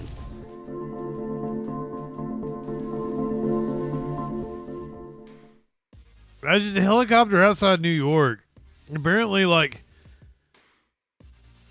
we've already got a breakdown about everything that went wrong. I'm going to watch it again. We're not done watching that. Journal right now. That was wild. With Newscopter 7 behind him because they're not allowed to fly in this weather right now. And John, I just briefly want to say it's remarkable what you put into these observations in the last hour and a half. And one thing that has struck me, you said this is just such a rarity. It doesn't happen often. If my notes are right, since 1977, 32 people have died in helicopter crashes in New York City. That's just not a lot of people. 0 is the better number, but I know that. What the feeling you must have tonight and what you're seeing and what is going to happen. This mystery is about how this happened to this chopper. Well, I think the big question, Bill, and thank you, seeing that still shot, seeing that video of the helicopter falling out of the sky is really what we're all, and when I say we, it's everybody out here at the heliport, it's what we're curious about, because that you're seeing right there, that has shaken everybody out here, because that is a worst case scenario. There's no controls on the aircraft for the pilot to do anything to try and work for a better outcome here. So that is a completely catastrophic scenario. And Bill, as rare as helicopter accidents are, it's even more rare to see an aircraft shed parts like that. That picture, from those of us out here that you look at it, you kind of know what you're looking at. The aircraft is upside down. It has no main rotor blades, and it has no tail boom. And, you know, without speculating, that's going to point towards some sort of impact, whether something hit the aircraft, whether a portion of the aircraft hit itself. That's possible. That sounds crazy. I don't want to get too deep into it. But that's what they're going to look at. But something went catastrophically wrong that left that pilot with really no options. Talking about what possibly could have happened here. We know that visibility was good at the time. It was about 10 miles. The ceiling was 9,000 feet. Wind gusts were 20 to 25 miles per hour. You know, any other idea what... 33 and a third chance minus my 25% chance, and you got an 8 and a third chance of winning. May have caused this, but secondly, you mentioned that there are some clues that we not high enough for this shit. Have known something was wrong. The fact that you've got the balloons, I don't know what the proper term is for that, that they were deployed. So can you walk us through that? Well, in a scenario like that, if the pilot senses there's a problem, Newscopter 7 behind me, you can see those gray bags down on the skids. Those are the emergency floats that you were talking about. And actually, for us, when we fly in the city, the river would be a desired place to make an emergency landing because it's unobstructed. There's no people there. There's no buildings. It's a good place for us to go, and you're going to count on those floats. I feel like there's some boats there on top of the water long enough to be rescued, and that's really the goal. The fact that the floats were inflated on this aircraft could be a sign that the pilot recognized a problem and started going for the water. What happened between that point and the aircraft beginning to shed those parts? You know, we've seen the image with no tail boom and no main rotor. We've seen parts splashing into the river.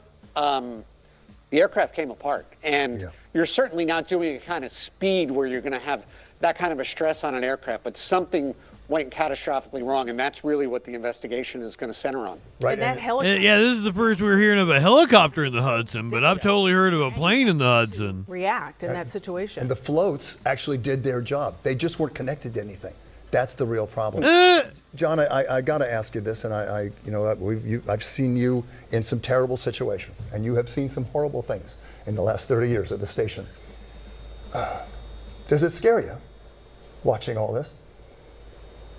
It's a gut check, and I think I mentioned in the last hour, you know, the news helicopter community in New York City, we all know each other. We're actually all hangared together. We all operate. On the other side of Newscopter 7 is a helicopter that belongs to another station. So we're a community. We go out and we compete, and then we get done and we go out to breakfast together. And it's like that all over the TV news business. Oh, yeah. But when you have an event like this, and all of us make our livings doing this, it's sobering. It's, as you can imagine, my phone has been going all day with people that check in on me, people checking in on my colleagues, on the pilots. Everybody's concerned. Days like this, I can tell you that your family isn't too happy with your career choice.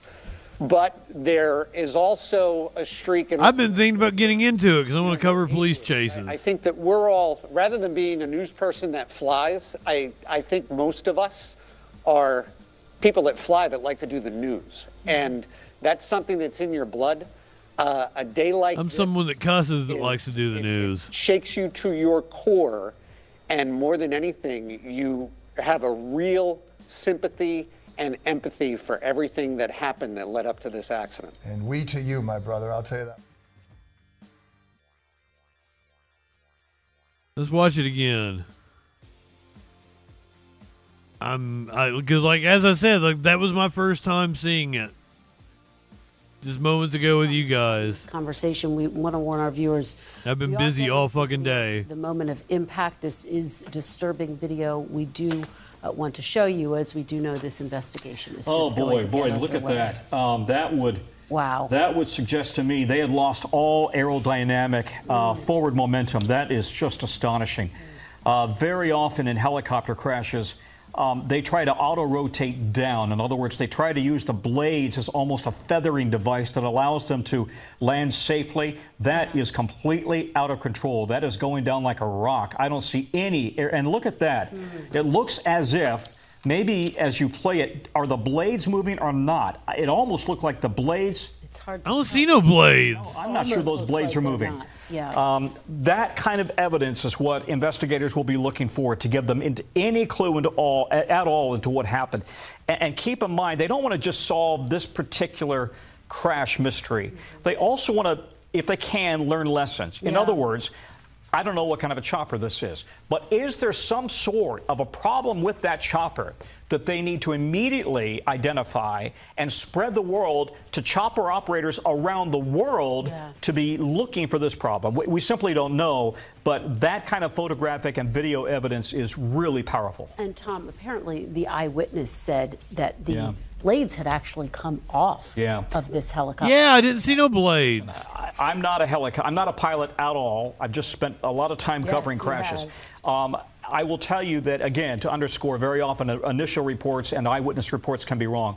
But it would almost seem that that eyewitness report is consistent with that video because I don't see those blades turning and I see no forward momentum. It seems like that just fell like a rock. Clearly, the NTSB is going to be looking at that as well. This was very close, by the way, I should have mentioned, very close to the Holland Tunnel there in New York. And if you are if you don't live in New York, if you don't go to New York very often, if you look at a map of New York City, north is up to the in the top. The East Side River is on the right. The Hudson River is on the right, and New Jersey's on. This was my. So this is very close to the Holland thumbnail for the show tonight. To New York on YouTube. There is an awful lot of helicopter traffic, as you know, up and down the Hudson and up and down the East River. Yeah, you can just imagine how horrible it have been had it crashed into the Holland Tunnel. Absolutely. Thanks for watching. Stay updated. Oh, shut up, Lester. And top stories on the.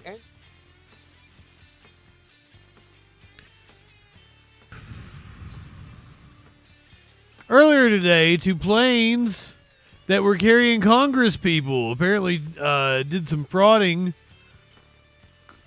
on the runway. Media Winch, welcome in.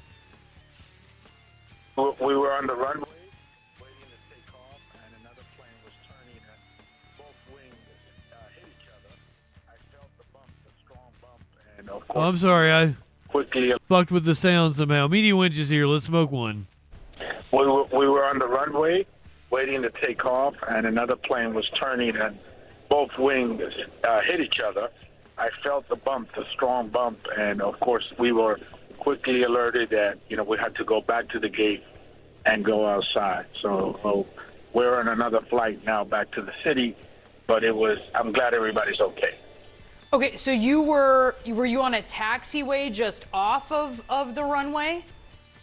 No, we were, on the line to sort of like take off, as I saw it, and another plane sort of like turned and clipped the wings of our plane. This plane that turned, I mean, can you explain? You'd think that they would be able to see you. Did you get a sense of perhaps why that happened?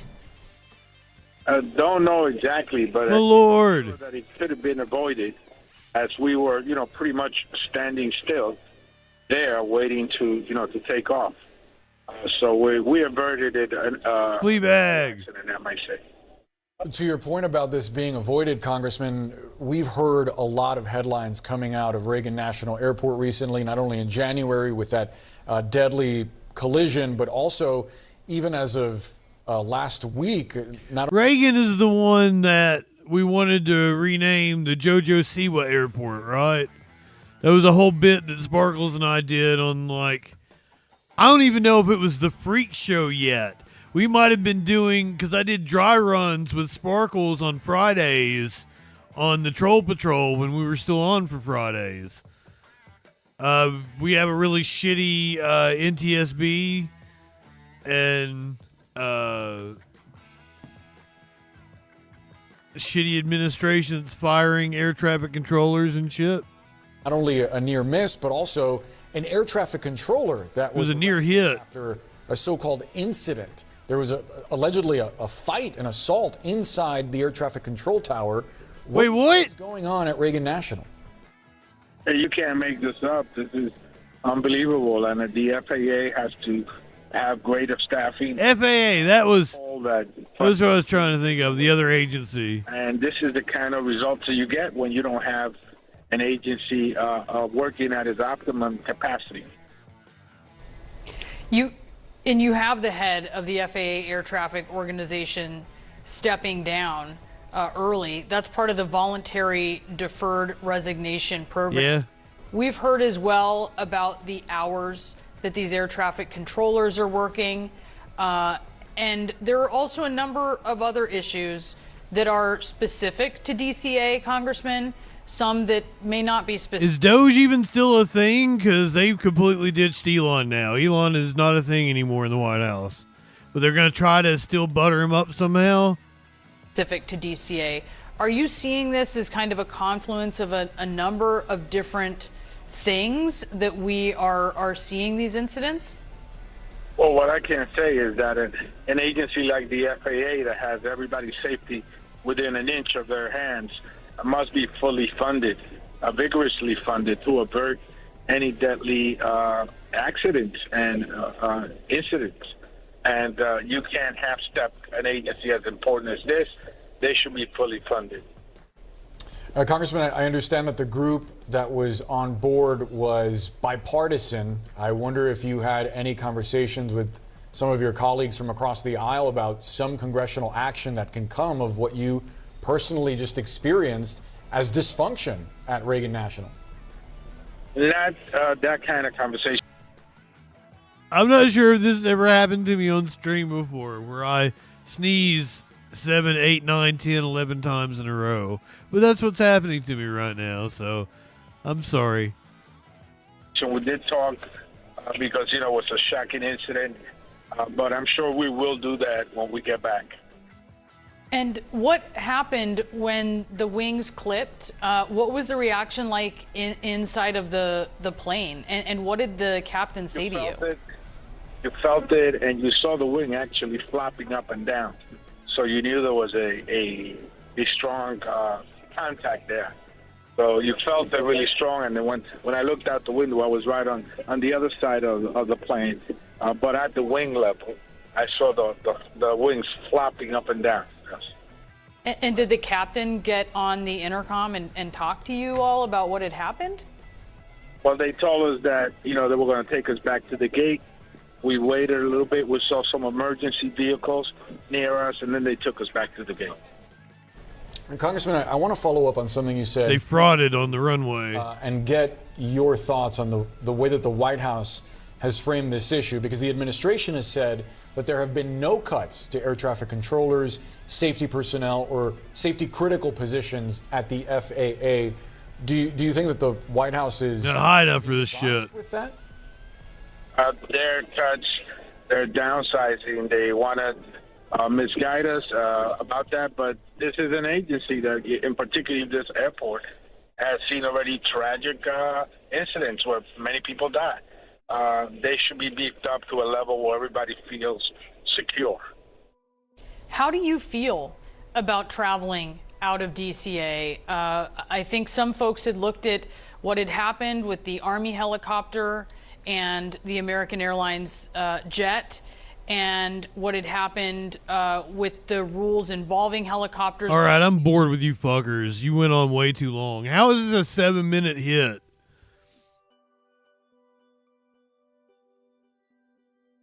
We're in the crime section of the show now. Next few stories are murder stories. They're kind of high profile. This is the man accused of killing Tupac. I don't even know if I need a content warning for this. He's apparently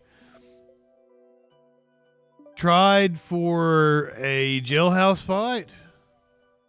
Accused of killing rapper Tupac Shakur in 1996, has been found guilty in connection with a fight that took place behind bars.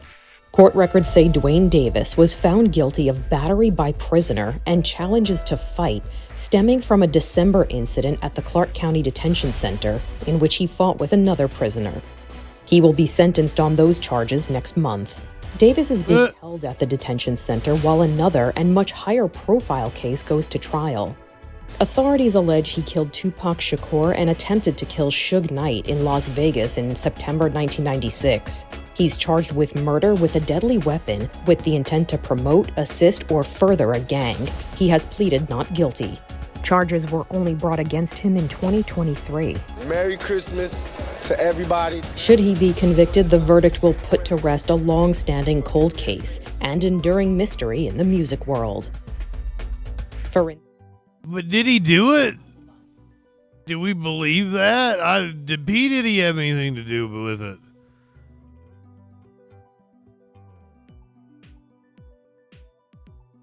"16 people have been seated in the jury for Karen Reed, the woman accused of killing her cop boyfriend."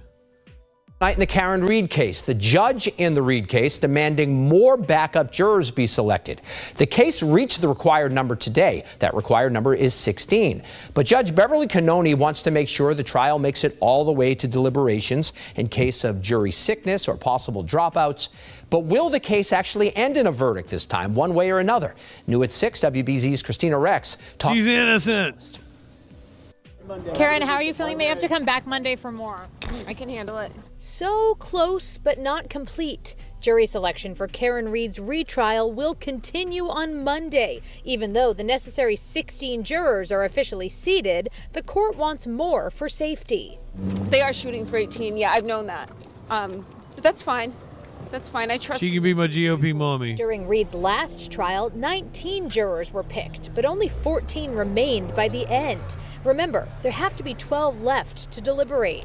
I will be honest, I feel like 16 is a little, I'm like, oh, that only gives room for 4. They lost 5 people over the course of trial last time. I know, that's what I'm like, oh, get a couple more.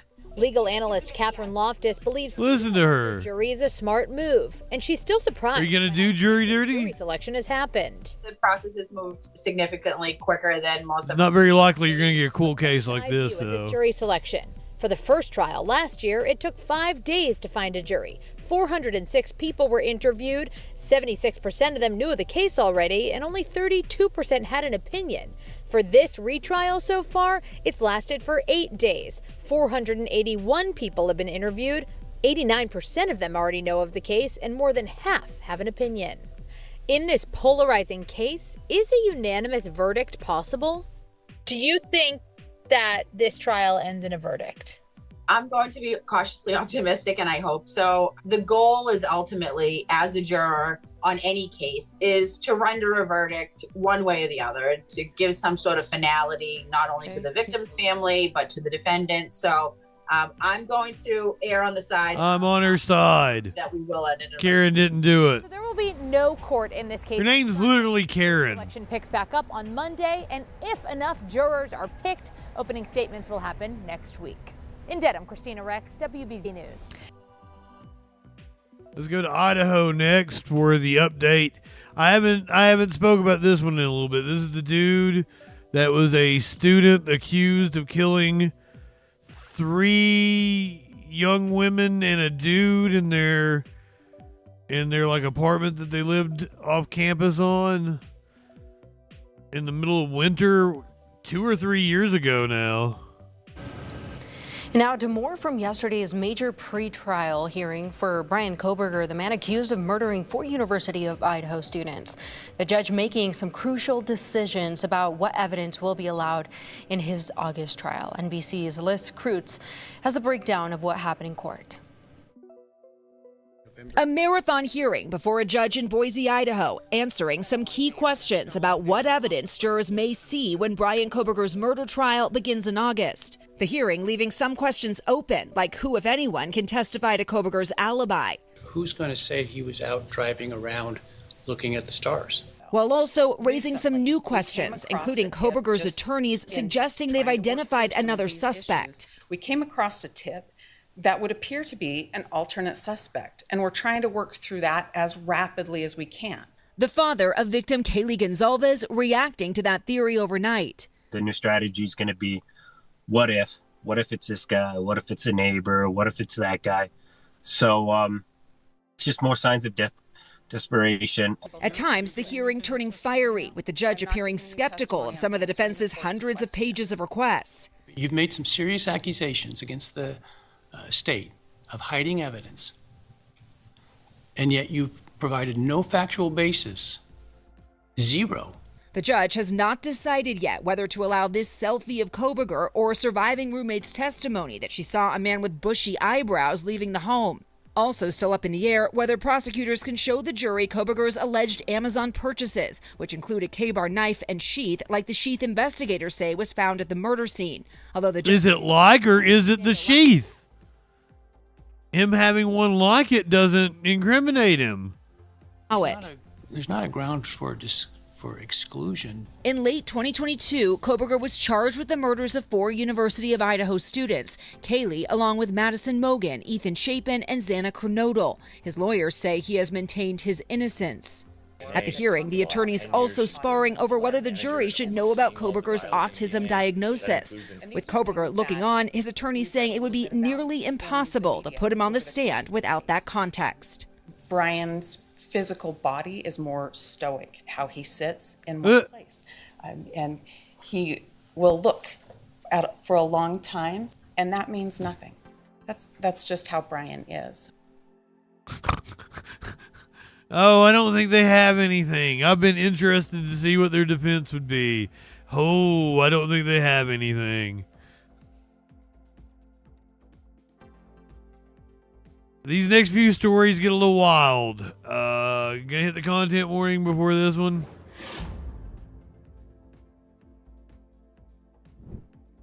Woman in Florida was carjacked and apparently set on fire. Had something to do with some drug scheme. A major development in the case of the woman who was carjacked in Seminole County and later murdered. We've learned the case is linked to an undercover DEA investigation.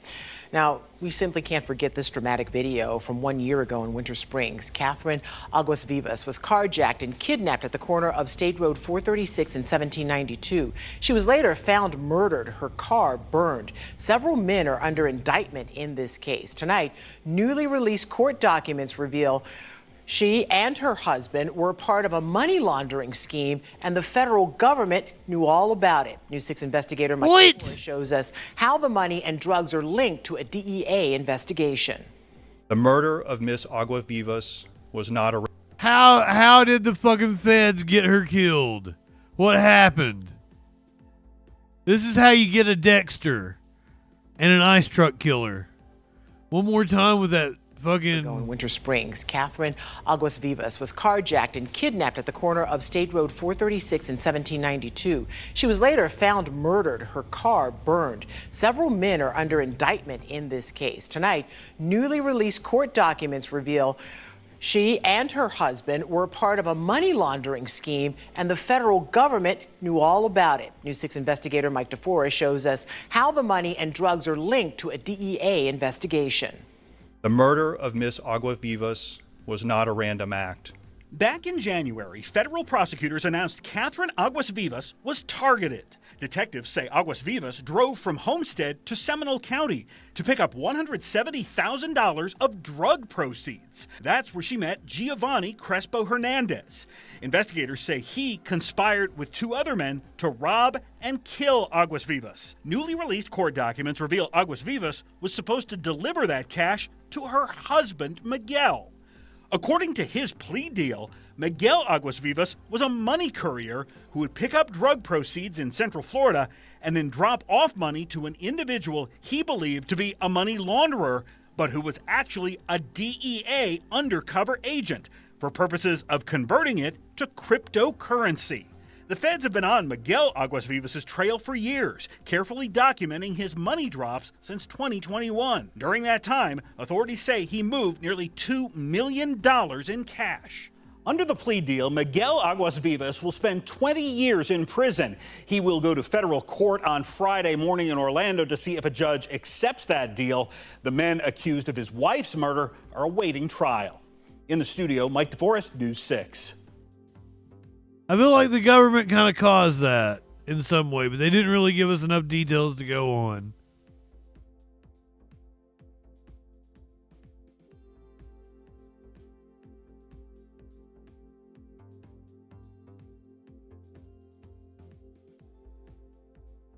Got to hit the content warning for this one. Lenny, good evening.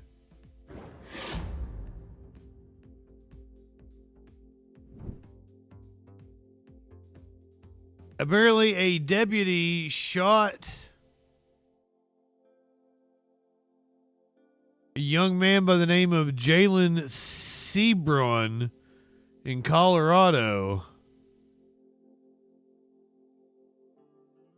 The events have been ruled justified. So we're gonna get a legal analyst breaking down the case and why the DA decided not to bring charges against the deputy.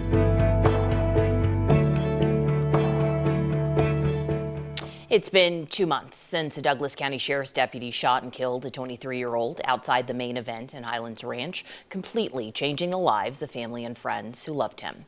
Douglas County Sheriff's deputy Nicholas Moore shot and killed Jalen Sebron on February 8th outside the entertainment complex. After months of reviewing evidence and interviewing witnesses, 23rd Judicial District Attorney George Brockler found the use of deadly force justified. One of the questions that's asked by the law is, why not less lethal? There's got to be a reason why not less lethal. And the reason Deputy Moore says he did not consider less lethal in the situation was because it was an active shooter situation. He engaged a suspect that was holding a firearm, and he was the only law enforcement officer at the time in the area. We're joined by 9 News legal analyst. Wait, whoa. So the cops shot somebody who was helping detain an active shooter, shot somebody who was a hero on the scene. We've heard this story multiple times. This has happened over and over again. Is that what happened here? The DA came to that decision that ultimately, the deputy acted according to the law of Colorado when he fired his gun 9 times. I know you watched 9 times start to finish. What was kind of your takeaway? Were you surprised by the decision? No, I don't think I was surprised by the decision. And I watched the press conference, and I also read the report from the Critical Incident Response Team, which led DA Brockler to ultimately make his decision. And he put together a 17-page letter to the Douglas County Sheriff indicating why there were no charges. And so based on that information, I'm not surprised. And as George Brockler just said there, based on the facts that the officer had at the time, it was an active shooter situation. There were a number of 911 calls saying there's shots coming from the front. He showed up there, and the one person, Jalen Sebron, with the weapon is who he engaged. And so based on those factors, it was, according to DA Brockler, it was really, let's see some video for that officer to act in that way. I did have some questions as to why there had to be so many shots. It was 9 shots, 6 of which I think struck him in the side and in the back. And at that point, if they believe there's an imminent threat to himself or others, they have to do what's reasonably necessary to eliminate the threat. And the shots were for about 3 to 4 seconds. And so it happened very quickly. We have the benefit clinically video, being able to watch it in slow motion and really dissect. Do we have the video? The officer doesn't have that ability. So whether it was right or wrong, or we agree with it or not, the DA's decision, I do understand, and it was, according to him, objectively reasonable. And of course, he has to say, was there a crime committed, and am I likely to get a conviction at trial? And based on those questions and these facts, he concluded no. Yeah, and during that press conference, there's a lot of discussion, too, about the knowledge base at that time, what Deputy Moore did and did not know at that time. But I do want to move on and talk about... He's really good. Because, any sort of shooting death like this, officer involved is going to affect the community deeply. Yes. And so what is your kind of response? What would you tell them? I guess let's reach out to the community members who are concerned, who still feel like they're fighting for justice for this 23-year-old. Yes. What would you say to them? It's understandable. It's completely understandable for the community to be upset, to have questions, to... I feel like they're leaving out a lot of facts for a reason. So many excessive force cases, not necessarily with Douglas County, but with the police in general. And honestly, it is the people power that's actually making change. And I'll point to the police accountability law in Colorado, which has been significant. It is really difficult to go after police officers for excessive force because of qualified immunity and a number of other things. But because of the protest after George Floyd and, of course, Elijah McClain, we have a change in our law. And I think Colorado, where it did away essentially with qualified immunity, and that has been a significant and relevant change in the law here in Colorado. So I would say the frustration, certainly the family, I can't even imagine what they're going through to see this happen and to see essentially someone innocent being gunned down.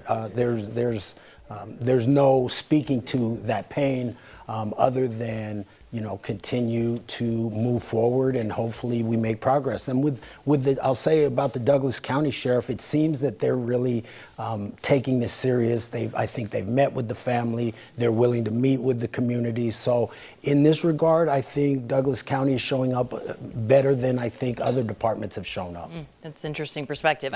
Before we let you go, we have under a minute, but I do want to kind of speak to what happens next. We already know the family's attorney is going to pursue civil suit civilly. But what does that mean? What charges specifically in this case would they be looking at pressing? Right. And I would expect a civil lawsuit, and I think there's merit to that. Of course, it's going to be a long, drawn-out process, but here they would have they may have a federal claim, a 1983 claim for excessive force, and then, of course, our new Colorado law dealing with the police accountability, they'll pursue that as well. So there will be claims. I don't know if the lawsuit has been filed, but I would be shocked if there wasn't one.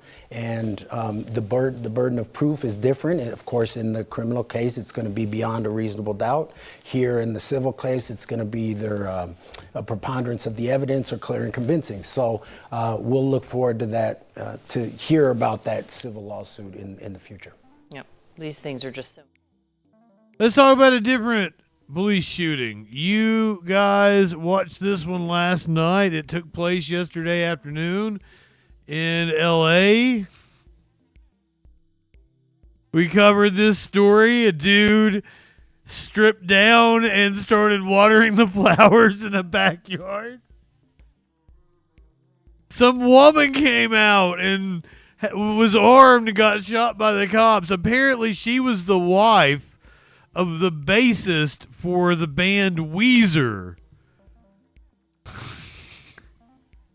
It's the bizarre, caught-on-camera L.A. manhunt that ended with a shocking Hollywood twist. New details on the Eagle Rock hit-and-run turned officer-involved shooting. Yesterday, California Highway Patrol was on the hunt for 3 males involved in this freeway crash. It's shocking for this little community. But once one of the suspects entered the neighborhood of Weezer's bassist, Scott Schreiner, police say Scott's wife, Lauren, allegedly exited her home holding a gun and taking aim at officers. We now know the woman who was a resident and not one of the suspects. The LAPD tells Extra they told Lauren to drop her weapon numerous times before opening fire, wounding her in the shoulder. Her dramatic arrest captured by Fox 11 News. She's been booked on suspicion of attempted murder. How's your wife doing? Of who? Talk to you about that. Is she back home? I can't talk to you about that, man. Sorry. And has sold 35 million records worldwide. They won a Grammy and is one of alternative music's most influential bands of all time. No, they're not. True crime author and journalist. A serial killer is a perfect storm. She hosted the Star's docuseries Confronting a Serial Killer. She's even conducted her own TEDx talk. And my big, tough guy husband, with tattoos to his eyeballs. And she's certainly no stranger to guns. This video on her Instagram shows her taking... Now hold on, Ponder Monkey. The reason why, you might not have a taste for this dude is because he didn't join the band until 2001. So any of Weezer's good music, he wasn't on. He's been with the band fucking forever, but all their good music happened in the 90s. Like the Sweater Song in 94, 95? Aim at a shooting range last summer. The Post reads, working on increasing my level of expletive. Welcome to Protect Yourself. Self-defense seems to be a theme on her social media. Here she is with her bow and arrow and even axe throwing. In her memoir, the mother of two discusses her struggle with depression and her former life as an international concubine. She talked about her experience on ABC News. And women come from all different backgrounds and have all different motivations for doing this kind of work. For over 30 years, Weezer has been making music. They play the sweaters. She was an international concubine. So okay, yeah. She's an author. Like she's her own thing. Yeah, she's an international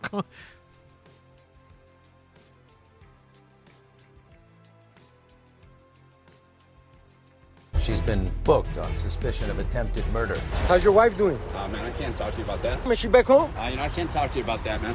Sorry. Oh God, that song's so annoying. 35 million records worldwide. They won a Grammy and is one of alternative music's most influential bands of all. No, they're not. Is a true crime author and journalist. This is her. Serial killer is a perfect storm. She hosted the Star's docuseries Confronting a Serial Killer. She's even conducted her own TEDx talk. And my big, tough guy husband, with tattoos to his eyeballs. And she's certainly no stranger to guns. This video on her Instagram shows her taking a porcupine range last summer. The Post reads, working on increasing my level of expletive. Welcome to Protect Yourself. Self-defense seems to be a theme on her social media. Here she is with her bow and arrow and even axe throwing. In her memoir, the mother of two discusses her struggle with depression and her former life as an international concubine. She talked about her experience on ABC News. And women come from all different backgrounds and have all different motivations for doing this kind of work. For over 30 years, Weezer has been making music. And like 5 of it was good. And talking about weird timing, the band is scheduled to perform at Coachella Saturday afternoon. Did you cancel your Coachella gig? Over this? Saturday, bro. You coming? Lauren's out. No, not a madam. She would have been one of the workers. Here in court April 30th. I think like a concubine would imply that she was like, she let Saudi princes like have orgies with her or some shit. Like she was part of like a harem or something like that.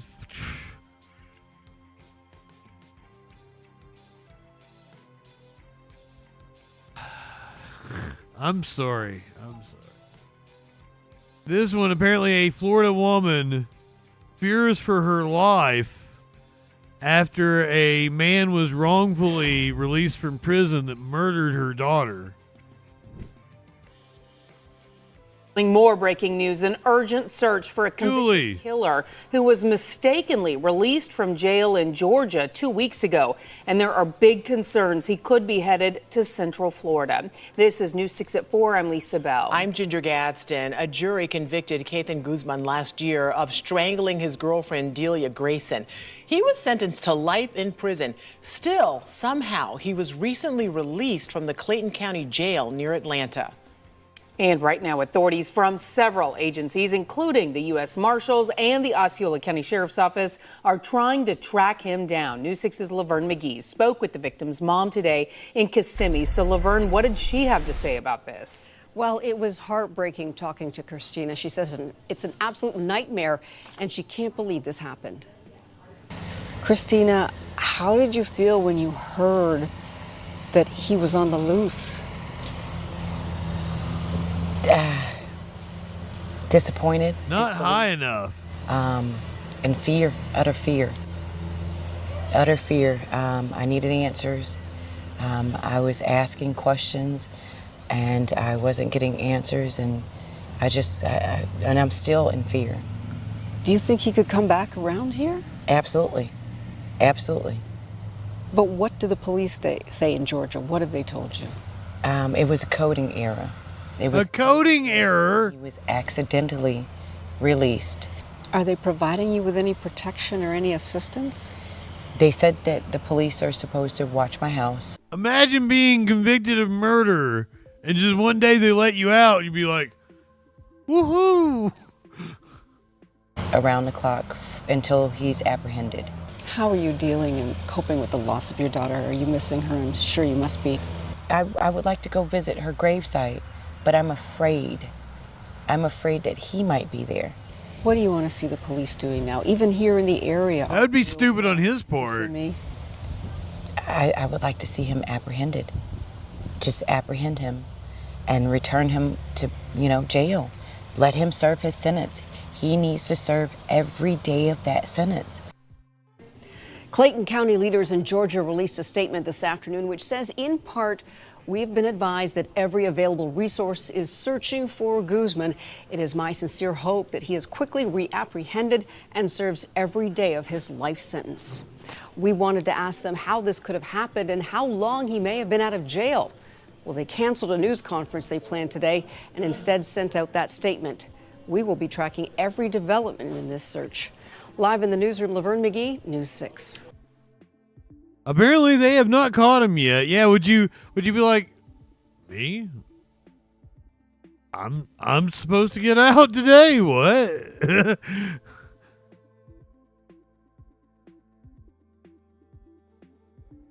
I feel like this next story just can't live up to that. We're now like in like just stories that aren't gonna have near the impact.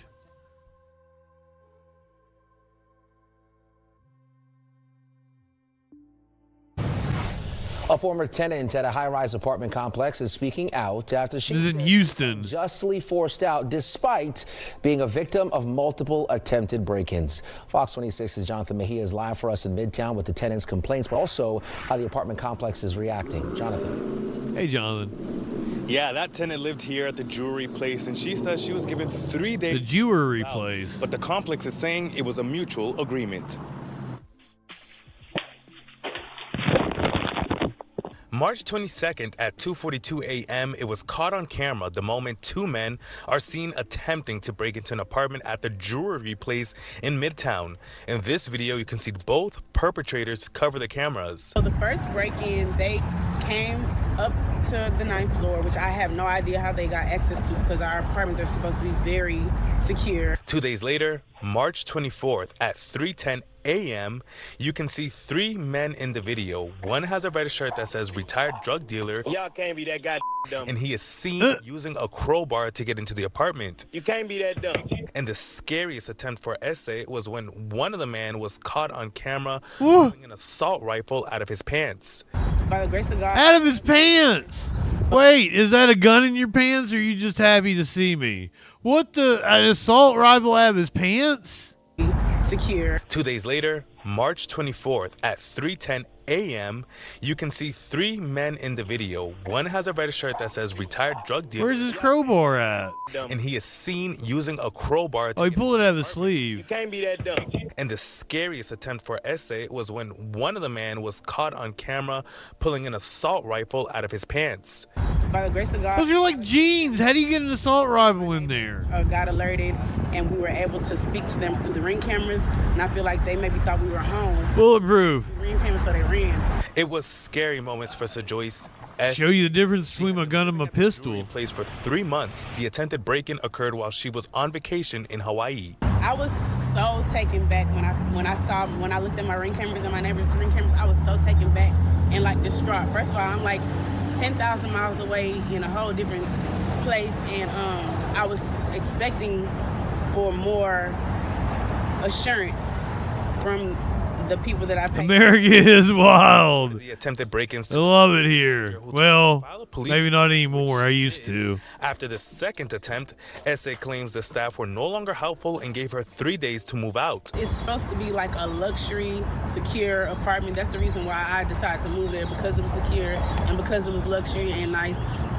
But on the back end, it doesn't seem as luxurious and nice.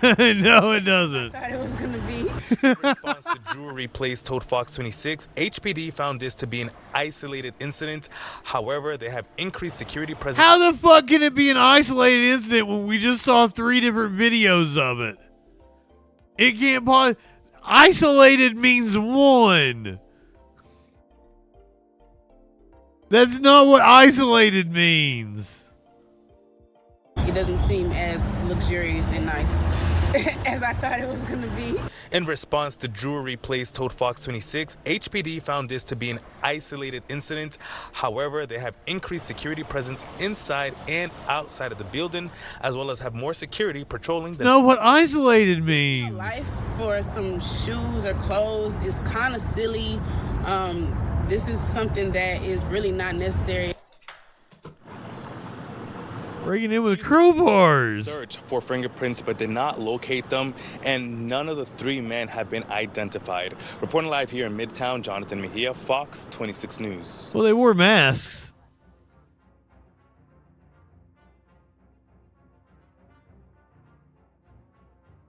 She looks like she's gonna like degrade my manhood or something. She looks like she's disgusted by me. She's never even met me.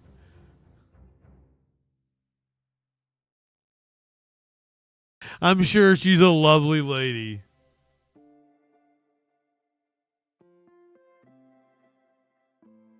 Oregon gal, good evening. I just isolated incident and there was 3 different videos that we saw. 3 different videos that we saw. Oh no, did the video get taken down?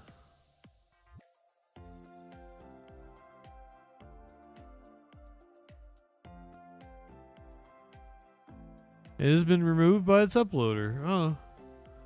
Well, I'll not show you that. I had a video of a woman getting groped by her Lyft driver. Probably better we don't show that. I have a police chase after we do this direwolf video. I didn't get a chance to talk about the direwolf the other couple of nights. Let's get it explained to us. Looks cute. The howl of a dire wolf hasn't been heard on planet Earth for more than 10,000 years. Still don't think it has? That's because the species is extinct. Or was.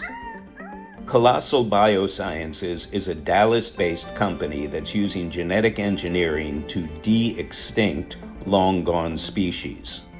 And this is the first time Colossal's dire wolf pups, who are now 6 months old, have been seen by the public. Hey Ben, it's Jeff Kluger from Time Magazine. A pleasure to meet you. Yeah. Tell me a little bit about what the goal is for de-extincting and rewilding ultimately. Why are you doing this work? It became abundantly clear that we need new tools and technologies for conservation. And so we thought this was a really cool way that we could create value, create impact, inspire people. I like it when it's capitalist. Thoughtfully rewild some of these species, which apparently will also have ecological benefits to these different potential ecosystems. To try and do that, Colossal needed to understand dire wolves at a genetic level. The company has documented the process from the beginning and shared this footage with Time for a cover story. So can you tell me a little bit about what went into engineering the dire wolf? We extracted DNA from 2 fossils that we knew from previous work had some amount of preserved ancient DNA. Some amount. One was a 13,000-year-old bone, and the other was a 72,000-year-old bone, an inner ear bone. We were able to generate 2 genomes, 2 direwolf genome sequences from that, which we then compared to all the other wolves for which there's already been data generated. And when we do that, we want to figure out where it is that these 2 dire wolves are similar to each other, but different from the other wolves that are out there. And so we come up with this list of genes where they're distinct. Now, our goal in the dire wolf project, just like with all de-extinction projects, is to re-engineer the core traits, the core characteristics that made these extinct species unique and able to fill whatever role that they filled in their ecosystems when they were still alive. Using this knowledge, Colossal then made 20 modifications to 14 genes in the DNA of common gray wolf cells. These relatively few tweaks to the genetic code produce some big differences. the direwolf's white coat, large size, characteristic vocalizations like that howling you heard at the beginning of the story, and more. That DNA was transferred to denucleated egg cells, meaning cells without their own genetic material, and then developed into embryos and were then implanted in the wombs of surrogate mothers, who were hound mixed dogs. We didn't know how big these embryos would grow and wanted to make sure that the surrogate was healthy. So we picked large dogs. Romulus and Remus, named after the Roman mythological twin brothers who were raised by a wolf, were born on October 1st, 2020. They're super cute. And in January, they were joined by a younger sister that the Colossal team named Khaleesi. Each wolf is on track to grow to as large as 6 feet long and 150 pounds. Colossal isn't planning to reintroduce them to the wild. Instead, the 3 dire wolves will live out their lives on a fenced 2,000-acre preserve. Colossal does not want to disclose this location in order to protect the animals. I think these are the luckiest animals ever. They will live their entire life on this protected ecological reserve where they have all sorts of space and they have natural denning environment and they have an inclement weather hut that they can go and hide out in if they need to. They have 24-hour veterinary care. Dire wolves aren't the only species on Colossal's de-extinction agenda. An American company says it has genetically engineered mice so that they have developed some traits like mammoths. A small but potentially important step in a quest to eventually bring back the prehistoric woolly mammoth. They hope to de-extinct the woolly mammoth as early as 2028. The company is also hoping to bring back the dodo and the Tasmanian tiger. If some of this genetic tinkering feels familiar, it's because it has been here first. And yeah, everybody thought Jurassic Park. We all know that didn't end well. So naturally, bioethicists have some concerns. When you're playing with nature, nature usually wins. Nature is much more complicated than the ability of our brains to understand it. Genes do many things. There may be a lot of unintended consequences. Let's say we alter a gene to make extra hair or to make it burn metabolism more, burn fat more.